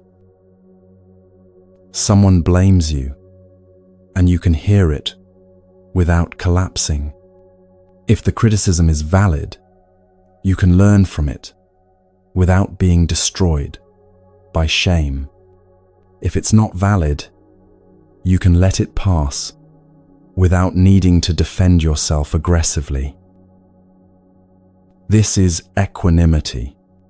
Not that you don't feel anything, but that you're not thrown off center by what you feel. You gain something, and you can enjoy it without clinging. You appreciate it while it's here, but you're not building your entire sense of security on it. You lose something, and you can grieve it without being destroyed. You feel the loss, you acknowledge the pain, but you're not shattered because you never believed the thing you lost was permanent in the first place. This quality, this unshakable stability in the midst of constant change, this is the crown of the sublime attitudes. But here's what's important to understand. You can't think your way to equanimity. You can understand the concept intellectually. You can memorize the 8 worldly winds. You can tell yourself, I should be more equanimous. But none of that creates actual equanimity. Equanimity is not a belief. It's a capacity, a quality of mind that must be trained through practice. The Buddha taught specific methods for developing equanimity, and they all involve direct observation of your actual experience. You sit in meditation, and you watch. You watch your mind. You watch your body. You watch sensations arising and passing. A pleasant sensation arises, maybe a feeling of peace or comfort or a moment of joy. What does the mind do? It tilts toward the pleasant sensation. It wants to keep it, to hold on to it, to make it last forever. You notice this tilt. You observe it without judgment. The mind is leaning toward pleasure. An unpleasant sensation arises, maybe discomfort in your knee, or an itch, or a difficult emotion. What does the mind do? It tilts away from the unpleasant sensation. It wants to push it away, to make it stop, to escape from it. You notice this tilt. You observe it without judgment. The mind is leaning away from pain. And then, and this is the training, you gently bring the mind back to center. Not forcing, not straining, just returning to balance. You return to the breath, the simple, rising and falling that's always available, always neutral, always here. This is how equanimity develops. through thousands of small moments of noticing the mind tilting and gently returning to center. It's like training your physical balance. If you want to be able to stand on one leg steadily, you have to practice standing on one leg. At first, you wobble constantly, your body tilting this way and that, trying to find center. But you keep practicing, you keep noticing when you start to fall and making small adjustments to stay upright. Over time, the wobbling decreases. Your body learns where center is. Eventually, you can stand on one leg steadily, even with your eyes closed. Mental equanimity develops the same way. You practice noticing when your mind is blown by the winds, and you practice returning to center over and over and over. The Buddha taught that breath meditation, anapanasati, is one of the most powerful tools for developing equanimity. Why the breath? Because the breath is always here, always neutral, always available, as an anchor. The breath doesn't praise you or blame you. It doesn't give you gain or loss. It just flows in and flows out, naturally, without effort, moment after moment. When you train your attention to rest on the breath, you're training instability. You're practicing not being blown around by every passing thought, every sensation, every emotion. The breath becomes your reference point for center. When you notice you've been carried away by thoughts about praise someone gave you yesterday, you return to the breath. When you notice you're spinning in anxiety about something you might lose, you return to the breath. The breath is always center, not the high of pleasure, not the low of pain, just this simple, neutral, continuous process that keeps you alive without you having to do anything at all. And as you practice this, returning to the breath, returning to center, something begins to change in how you meet the rest of life. You start to notice in daily life when you're being blown by the winds. You catch yourself getting inflated by praise, and you can take a breath and return to center. You catch yourself spiraling into despair over a loss, and you can take a breath and return to center.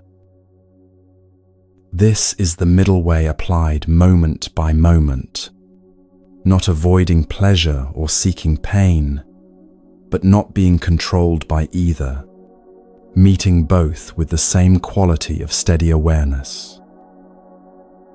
Now, underlying all of this training in equanimity is a deep understanding of something the Buddha emphasized again and again: anicca, impermanence. This is not just a philosophical concept. It's an observable truth about every single thing that exists. All conditioned things are impermanent.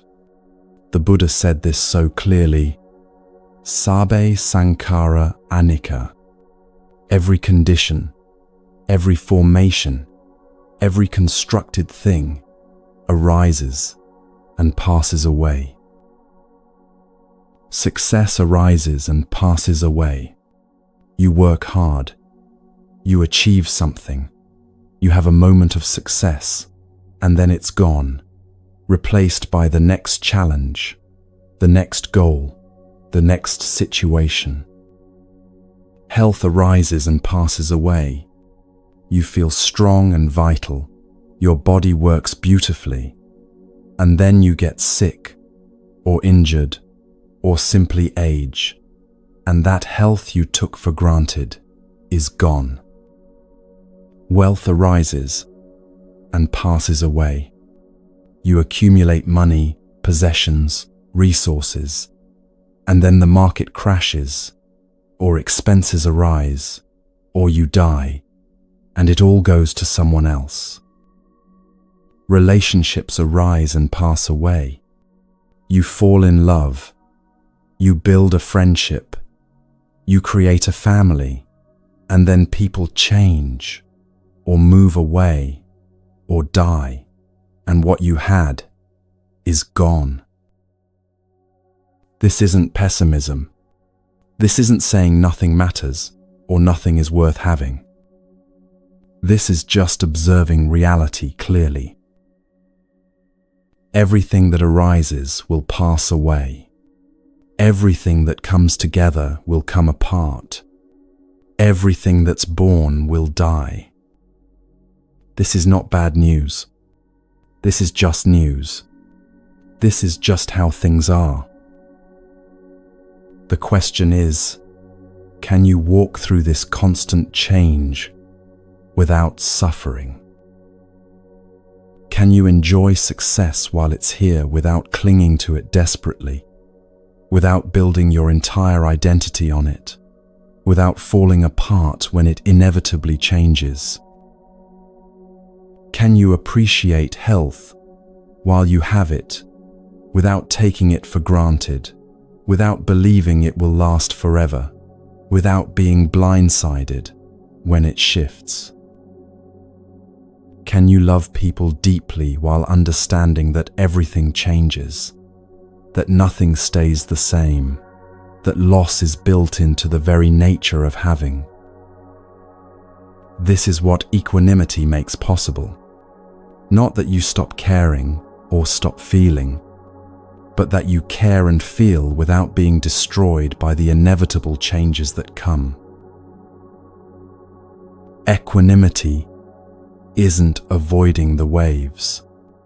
Life is waves, constant ups and downs, constant changes, constant arising and passing away. Equanimity is learning not to drown. When a wave of success comes, you can ride it without clinging to it desperately. You know it's a wave, that it arose from conditions, that it will pass when those conditions change. So you enjoy the ride without building your house on the wave. When a wave of loss comes, you can move through it without being pulled under. You know it's a wave, that it too arose from conditions, that it too will pass. So you feel the grief or disappointment or pain without believing it will last forever. The Buddha used the metaphor of the ocean. On the surface, there are always waves, sometimes huge storms, sometimes gentle swells, but always movement, always change. But deep in the ocean, below the surface turbulence, there's stillness. The waves on the surface don't disturb the depths. Equanimity is like finding that depth in yourself. The surface of your life still has waves. Of course it does. But you're not only the surface, you're also the depth, the stillness that the waves can't reach. This understanding, this deep recognition of impermanence, changes everything about how you hold your achievements. When you accomplish something, when you reach a goal you've been working toward for years, when you finally get what you've been wanting, equanimity allows you to appreciate it fully without grasping. You can feel the joy, the satisfaction, the sense of completion. But underneath that feeling, there's a knowing this too is impermanent.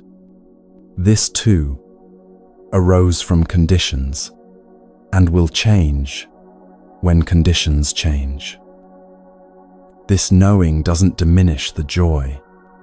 If anything, it makes it richer, more poignant, more precious. Because you know it's temporary, you pay attention. You're fully present for it. You don't waste it by taking it for granted. And then, when conditions change, as they always do, when the achievement becomes old news, when the next challenge arises, when what you accomplished yesterday is no longer relevant today, you can let it go without suffering. Not because it didn't matter, but because you always knew it was a wave, and waves pass, and that's okay. The same is true for losses.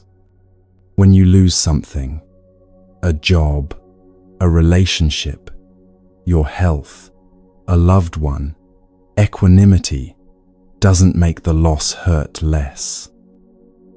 But it allows you to move through the hurt without being destroyed by it. You feel the grief fully. You honor what was lost.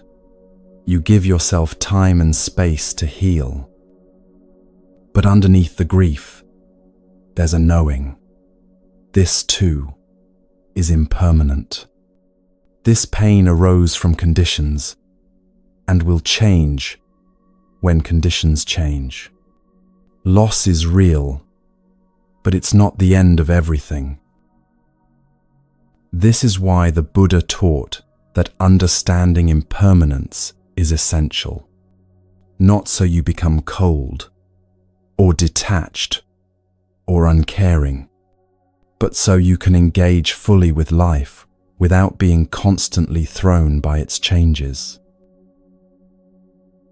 When you deeply understand that everything changes, you stop expecting things to stay the same. You stop being shocked and devastated every time something ends, or transforms, or disappears. You know this is how life works. Arising and passing, appearing and disappearing, coming together and coming apart. This is the nature of all conditioned things. And in that understanding, there's a profound freedom.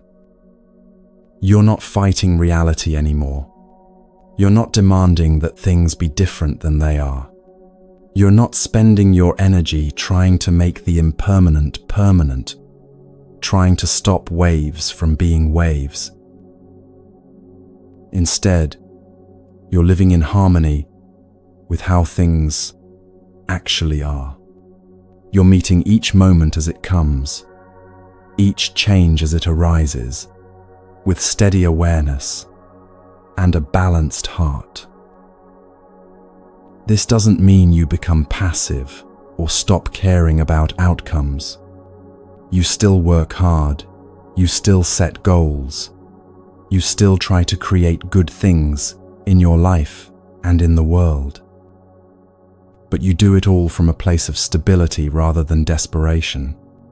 You act wisely and skillfully, but you're not attached to controlling outcomes that can never be fully controlled. You plant seeds, you water them, you tend the garden, but you know you're not in control of whether the seeds sprout, how the weather will be, what the harvest will bring. You do your part, and then you meet whatever arises with equanimity. This is the wisdom the Buddha taught, that you can have preferences without being enslaved by them, that you can work toward goals without being destroyed when things don't go as planned, that you can love deeply without being shattered by inevitable loss. Equanimity is the quality that makes all of this possible.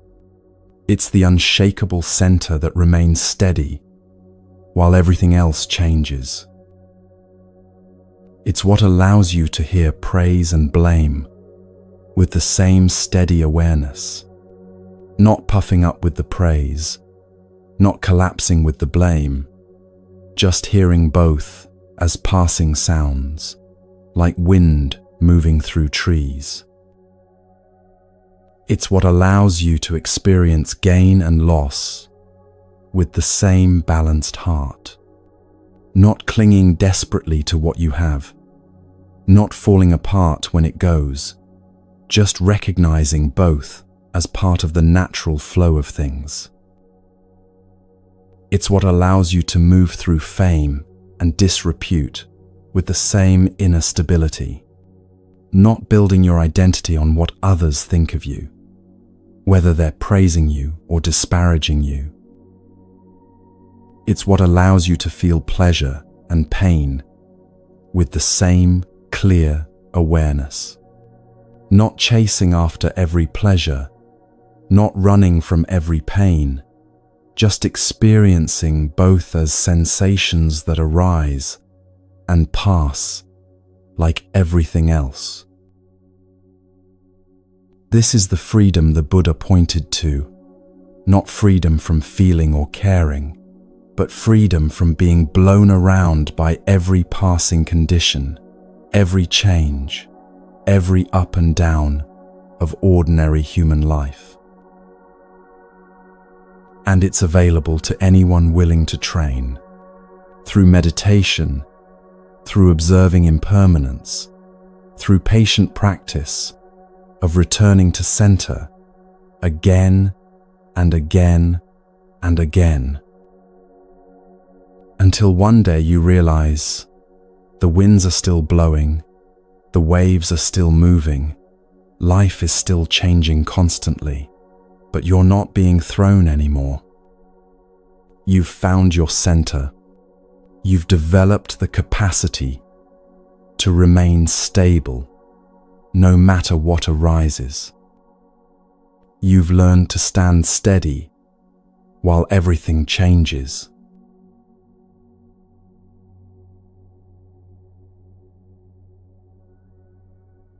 There's a teaching at the very heart of Buddhism that most people find deeply unsettling when they first encounter it. Not because it's complicated, but because it challenges something so fundamental that we rarely question it. The belief that there is a solid, permanent I at the center of our experience. This teaching is called anatta, non-self. And the Buddha said that understanding this teaching is essential to the end of suffering. Now, when people first hear non-self, they often think it means you don't exist at all. They imagine it's some kind of nihilistic philosophy that says nothing is real, nothing matters, you're just an illusion. But that's not what the Buddha taught. That's not what anatta means. The Buddha was very practical, very precise. He didn't deal in abstract philosophy for its own sake. He taught things that directly address suffering and its end. So when he taught about non-self, he taught it in a very specific way. He asked, "Where is this self you believe in?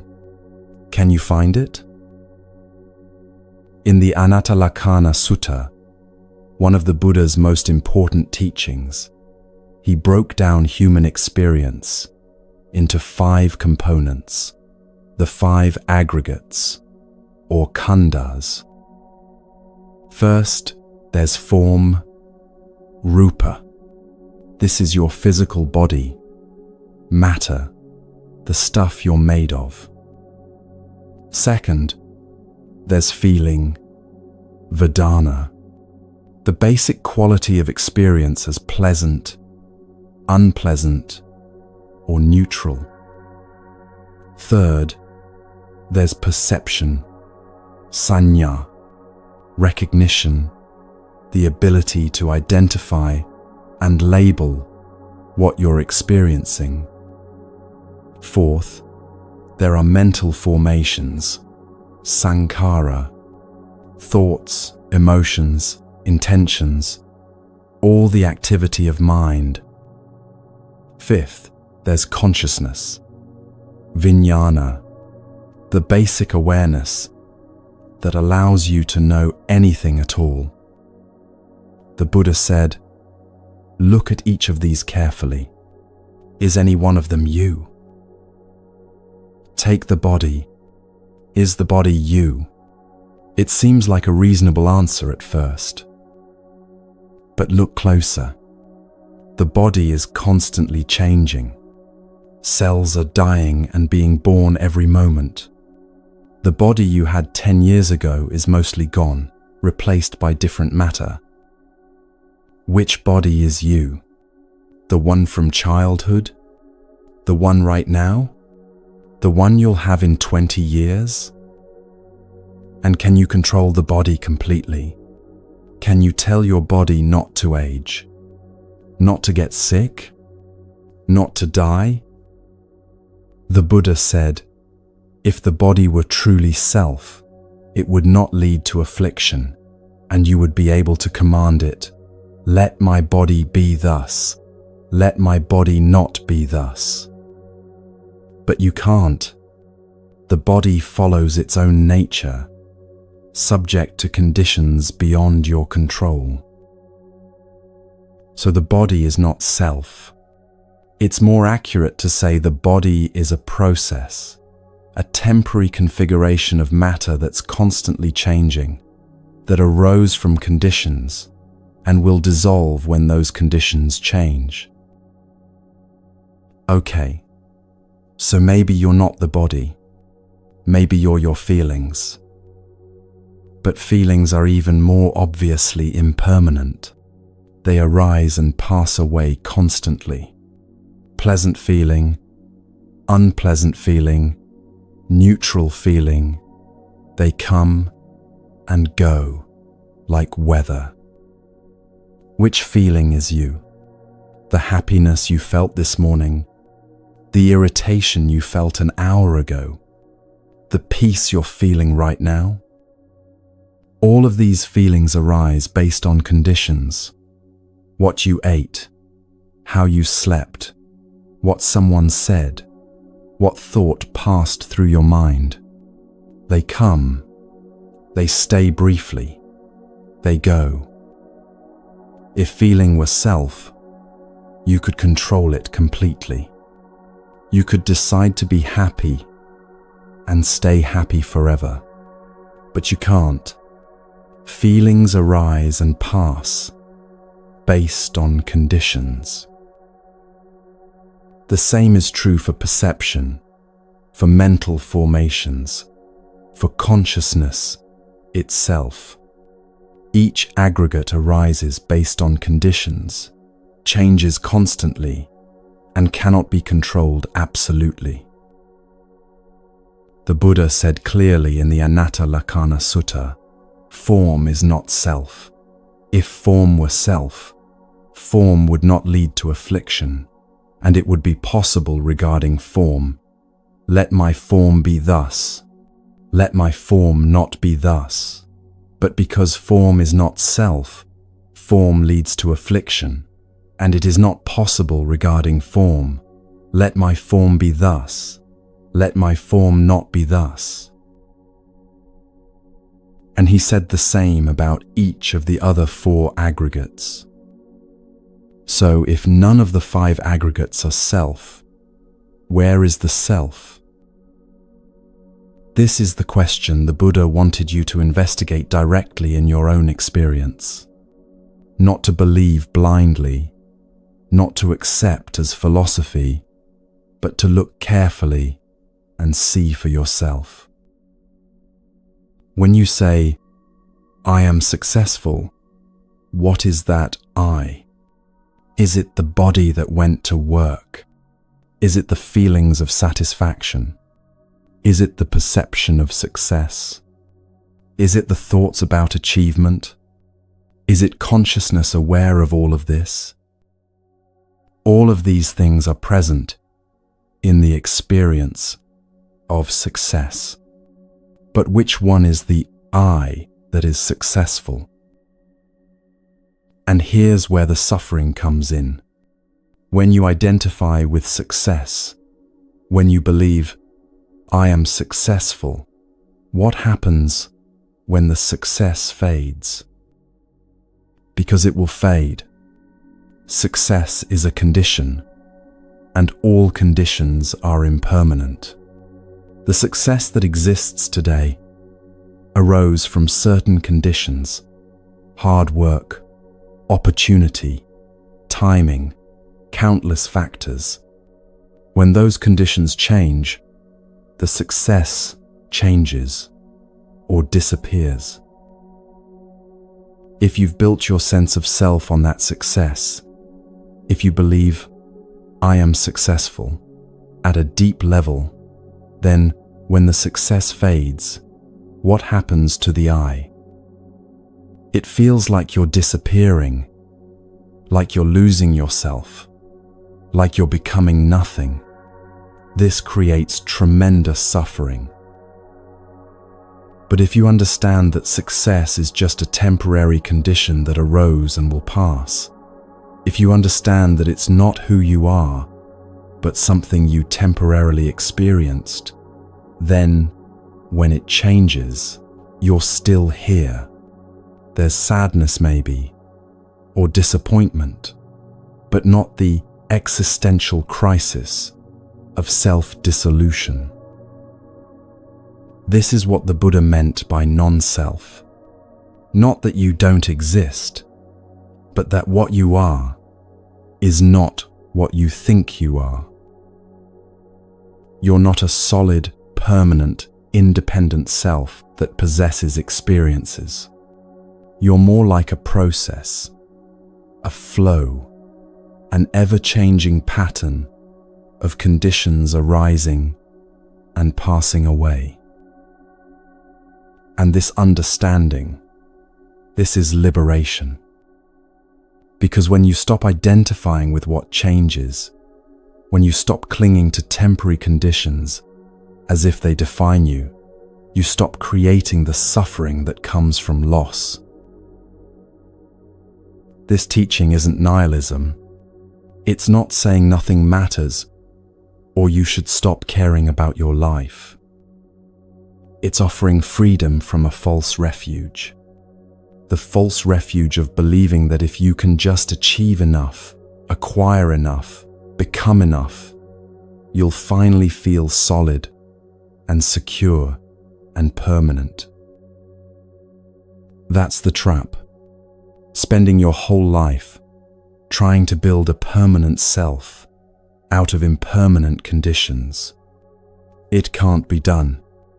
It's like trying to build a house on waves. But here's the subtle part that many people miss. There is a conventional self that functions perfectly well. You have a name, a body, a personality, a history, relationships, responsibilities. All of this exists conventionally. It's useful, necessary even, for functioning in the world. The Buddha never said to deny or destroy the conventional self.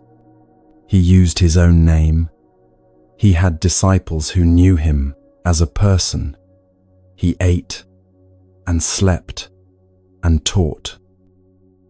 What he said was, don't mistake the conventional self for an ultimate, unchanging reality. Don't cling to it as if it were solid and permanent. Think of it like this.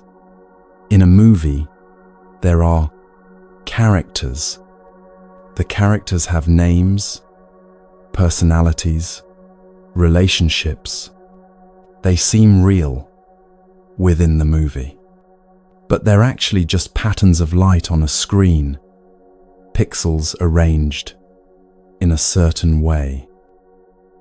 The conventional self is like the character. The ultimate reality is more like the pixels, just conditions arising and passing, no solid entity there. But you don't need to stop enjoying the movie. You can engage with the story, care about the characters, follow the plot. You just don't forget that it's a movie.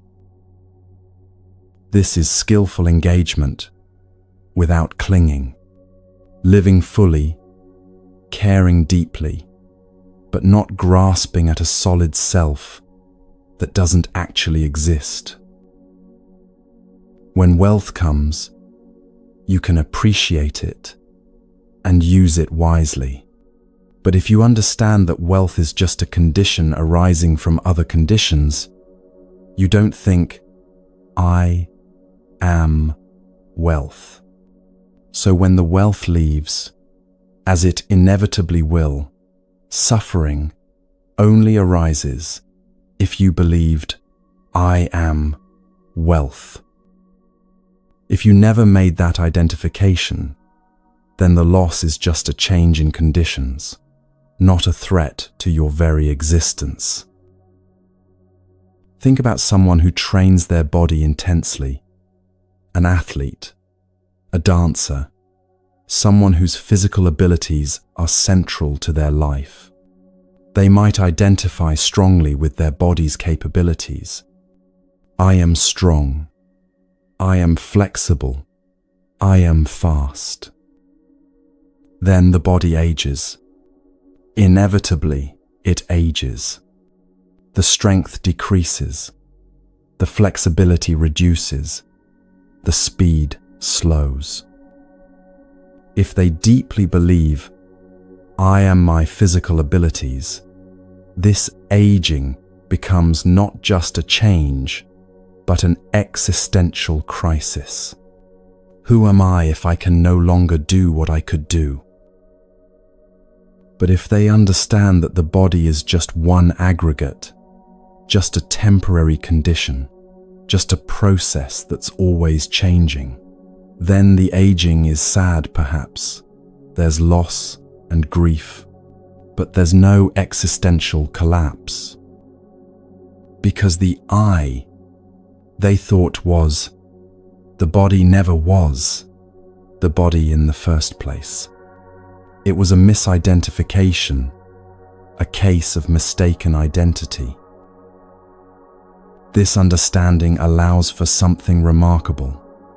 You can engage fully with life, develop skills, create things, love people, work hard, all of it, without clinging to any of it as if it defines your ultimate nature.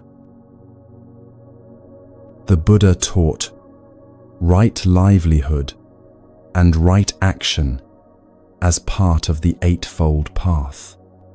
He encouraged full participation in life, ethical conduct, skillful work, contributing to the welfare of others. None of this requires believing in a permanent self. In fact, it's easier to do when you're not burdened by self-clinging. You can express kindness without needing to be a kind person. You can work skillfully without needing to be a successful person. You can create beautiful things without needing to be a creative person. You just do it. Kindness arises, so you express it. Skill develops, so you use it. Creativity flows, so you create. No claim of ownership, no grasping at identity, just appropriate response to conditions. In Zen Buddhism, there's an aspiration that comes from this understanding, the bodhisattva, aspiration to work for the liberation of all beings. But notice, it's not, I will save all beings. It's more like, liberation happens, and it can happen through this body, mind, through these conditions, for the benefit of others. Responsible action without, I am the doer. This might sound abstract, but it shows up in very practical ways. When you do something helpful and don't need credit for it, that's non-self in action. When you fail at something and don't collapse into, I am a failure, that's non-self protecting you from unnecessary suffering. When you can hold your achievements lightly, appreciating them without building your identity on them, that's wisdom about non-self. When you can receive criticism without feeling like your entire existence is threatened, that's freedom from self-clinging. The Buddha taught this not as a metaphysical theory to believe in, but as something to investigate, to test, to understand through direct experience. Try looking for the self right now. Is it in your body, your feelings, your thoughts, your awareness? Or is there just a process happening, breathing, sensing, thinking, knowing, with no separate I that owns it all? This investigation isn't meant to make you feel like you're disappearing or becoming nothing. It's meant to free you from the exhausting project of trying to construct and maintain a solid self out of conditions that are always changing. You can relax. You don't have to hold yourself together. You were never separate in the first place. You're part of the flow of life, not separate from it.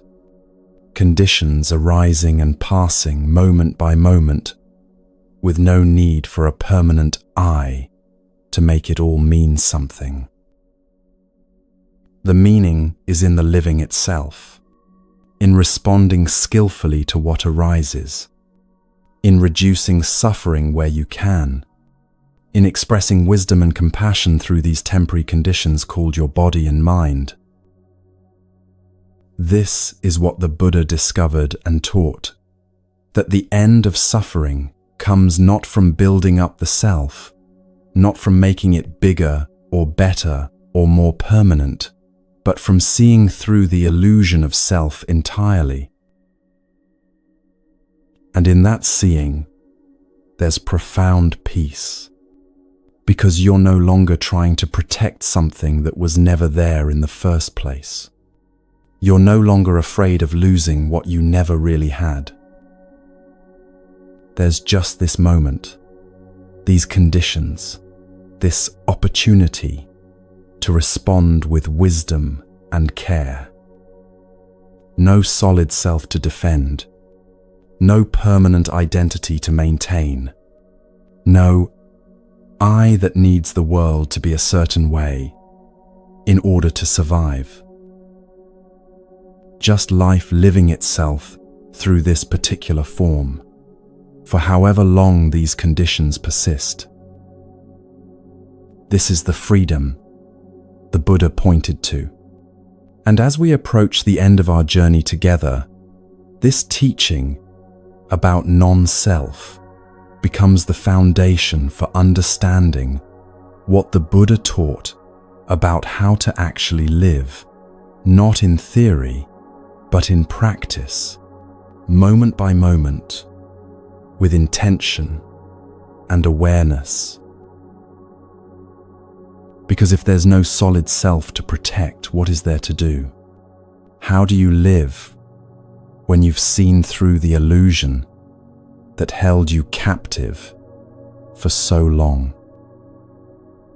The Buddha's final teaching awaits, not about what you are, but about what you do with this precious human life, this brief opportunity to wake up and respond skillfully to whatever arises.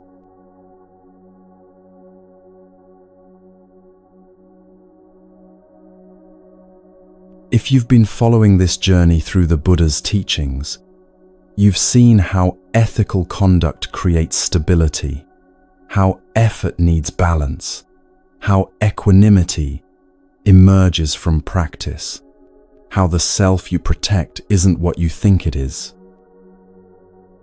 But now comes the question that matters most. With all this understanding, how do you actually live? The Buddha taught that everything begins with intention, samma sankappa, in the ancient language, right intention, the second factor of the Noble Eightfold Path. This comes right after right view, and that's not accidental. First, you see clearly. You understand suffering, its origin, its cessation, and the path. Then, based on that clear seeing, you form intentions about how to live. But intention in Buddhism isn't just having good wishes or making plans. It's much more fundamental than that. Intention is what shapes the quality of every single action you take. It's what lies beneath your words, your choices, your responses to life. It's the difference between two people doing the exact same action with completely different results. The Buddha taught 3 specific intentions that should guide a practitioner's life. The first is the intention of renunciation, nekkhamma. Now, this word can sound harsh or extreme, like you're supposed to give up everything and live in a cave. But renunciation here means something more subtle. It means the intention to let go, to not grasp, to turn away from what creates suffering. Every day you're faced with choices. Pursue this pleasure or let it go. Cling to this possession or hold it lightly. Chase this desire or recognize it and release it. The intention of renunciation guides you toward letting go rather than grasping. This doesn't mean you can't enjoy things or have things. It means you check the quality of your holding. Are you grasping desperately or appreciating lightly? That difference is everything. The second intention is goodwill, abhyapada, which literally means non-ill will. It's the intention to wish others well, to want their happiness, to meet others with kindness rather than hostility. This intention operates even in difficult moments. Someone cuts you off in traffic, and there's a split second before you react. In that split second, what's your intention? To curse them, to wish them harm, to carry irritation, or to recognize they're human, probably stressed, definitely not trying to ruin your day. The intention of goodwill doesn't mean you never feel anger or frustration. It means that underneath those passing feelings, there's a deeper intention not to harm, not to wish suffering on others. The third intention is harmlessness, avihimsa. This is the positive expression of the first precept about not killing. It's the intention to move through life, causing as little harm as possible, protecting rather than destroying, healing rather than wounding. This intention extends to all beings, not just people you like or find easy to be around. It means checking your actions, your words, even your thoughts, for their potential to cause harm. Now, here's what makes these intentions so powerful. They shape everything, even when you're not consciously thinking about them.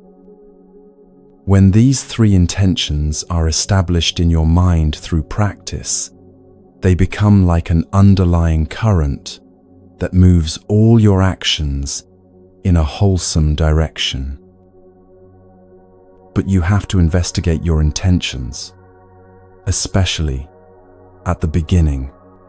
The mind is skilled at hiding real motivations behind acceptable sounding justifications.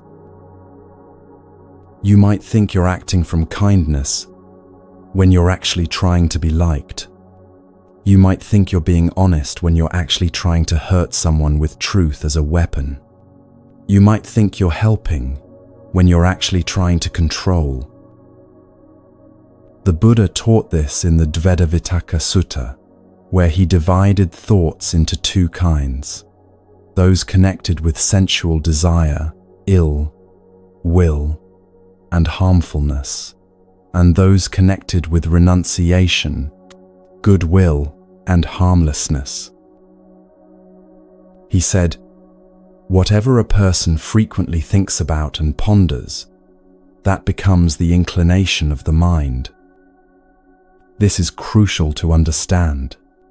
Your intentions aren't just isolated moments of choice. They're creating grooves in your mind, establishing patterns that become stronger with repetition.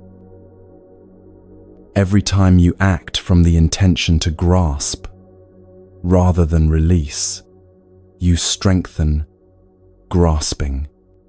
Every time you act from the intention to harm rather than heal, you strengthen harmfulness. But equally, every time you act from the intention of renunciation, you strengthen letting go. Every time you act from goodwill, you strengthen kindness. Every time you act from harmlessness, you strengthen compassion. So the question becomes, what are you strengthening in yourself through your daily intentions? And here's where understanding paticca samuppada, dependent origination, becomes essential. This is the Buddha's teaching that nothing arises independently. Everything comes into being based on conditions. Your actions today create conditions for tomorrow. The intentions you hold now shape the intentions that will arise later. This isn't mystical or abstract. It's observable in everyday life. If you spend your morning scrolling through outrage on social media, what intention gets strengthened? Probably irritation, judgment, reactivity. Then you go into your day already primed for conflict, already tilted towards seeing what's wrong. But if you spend your morning in meditation, or in quiet reflection, or simply moving slowly with awareness, what gets strengthened? Probably calm, clarity, presence. Then you go into your day from a different place entirely. Your actions arise from conditions, what you did before, what you're exposed to, what you've been practicing, and your actions create conditions for your next action, for your mental state, for how others respond to you, for the world around you. The question is, are you creating conditions consciously with awareness of your intentions, or are you just reacting, letting whatever conditions arise push you around. There's a difference between aligning with the Dharma and forcing your ego's agenda. When you're forcing, there's strain, stress, a feeling of pushing against reality. You have a plan for how things should be, and you're determined to make it happen regardless of conditions, regardless of wisdom, regardless of the actual situation. But when you're aligning with the Dharma, there's effort, but not strain. There's action, but not forcing. You're working with conditions rather than against them. This doesn't mean being passive or giving up on goals. It means recognizing that results arise when causes and conditions ripen, not when you desperately demand them. In monastic communities, teachers sometimes see practitioners who exhaust themselves trying to force awakening, trying to control their progress, trying to make things happen on their timeline. But there's often a moment when something shifts. The practitioner stops forcing and starts simply practicing, following the precepts, sitting in meditation, studying the teachings, serving the community, just doing what's in front of them with right intention, without grasping at outcomes. And often, that's when real progress happens. Not because they stopped trying, but because they stopped trying to control what can't be controlled. They aligned their actions with the Dharma and trusted the process. This is walking the path with open hands. You hold your intentions clearly: renunciation, goodwill, harmlessness. You take action based on those intentions, but you don't clench your fists around specific outcomes. You trust the Dharma more than you trust your plan.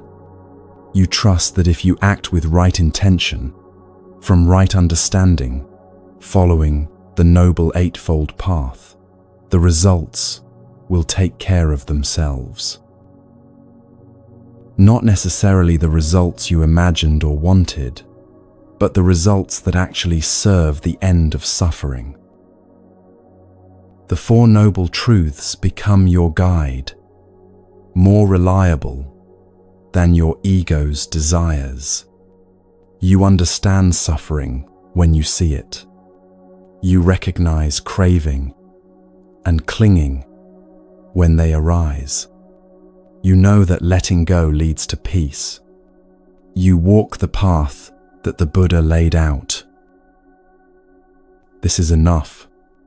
You don't need to know exactly where you're going or exactly how you'll get there. You just need to keep walking with right intention, step by step, moment by moment. The Buddha's final words to his attendant Ananda were, "Be a lamp unto yourself." He didn't say, "Follow my instructions perfectly forever."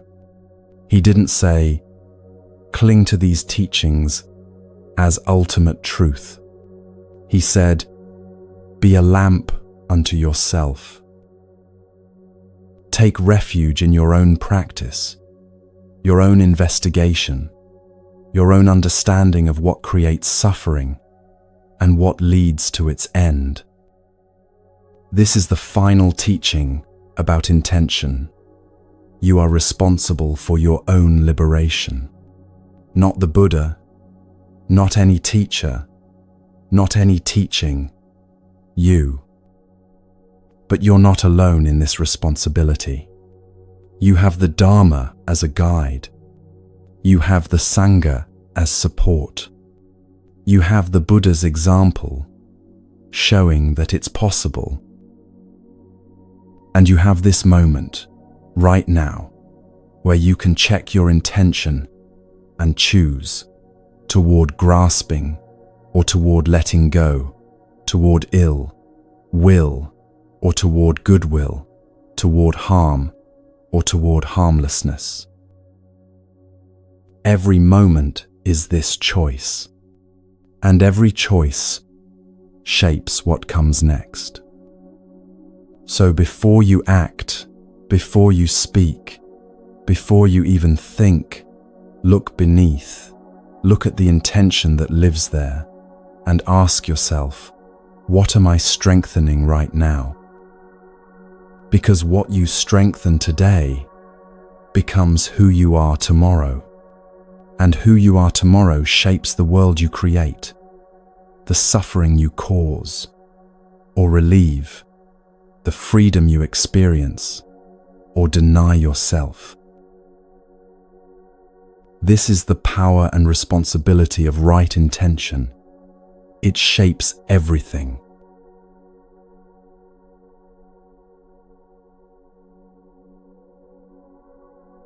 Remember the question from the beginning. Where are you standing right now? 3 hours have passed, and the question hasn't changed, but perhaps your seeing has. As this new year begins, you don't need transformation. That's just another form of grasping, another project for a self that cannot be found. What happened here, if anything, was unveiling. The peace you're seeking was always available. The strength you need was always within you. You just stopped long enough to notice. The Buddha's path is gradual, walked one step at a time, one breath at a time, one moment of right intention at a time. So don't make this complicated. 5 minutes of meditation tomorrow morning, that's all. One precept followed carefully this week. 1 moment of pausing before you speak to check your intention today. Discipline, then peace, then wisdom, each supporting the next, each growing naturally when conditions are right. The Buddha said, the journey of 1,000 miles begins with a single step.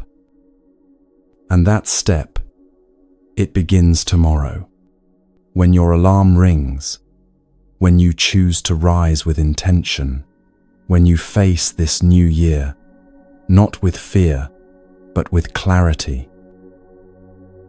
You take refuge in the Buddha who showed the way, the Dharma that guides the path, the Sangha that walks beside you. You're not alone in this. Millions of practitioners across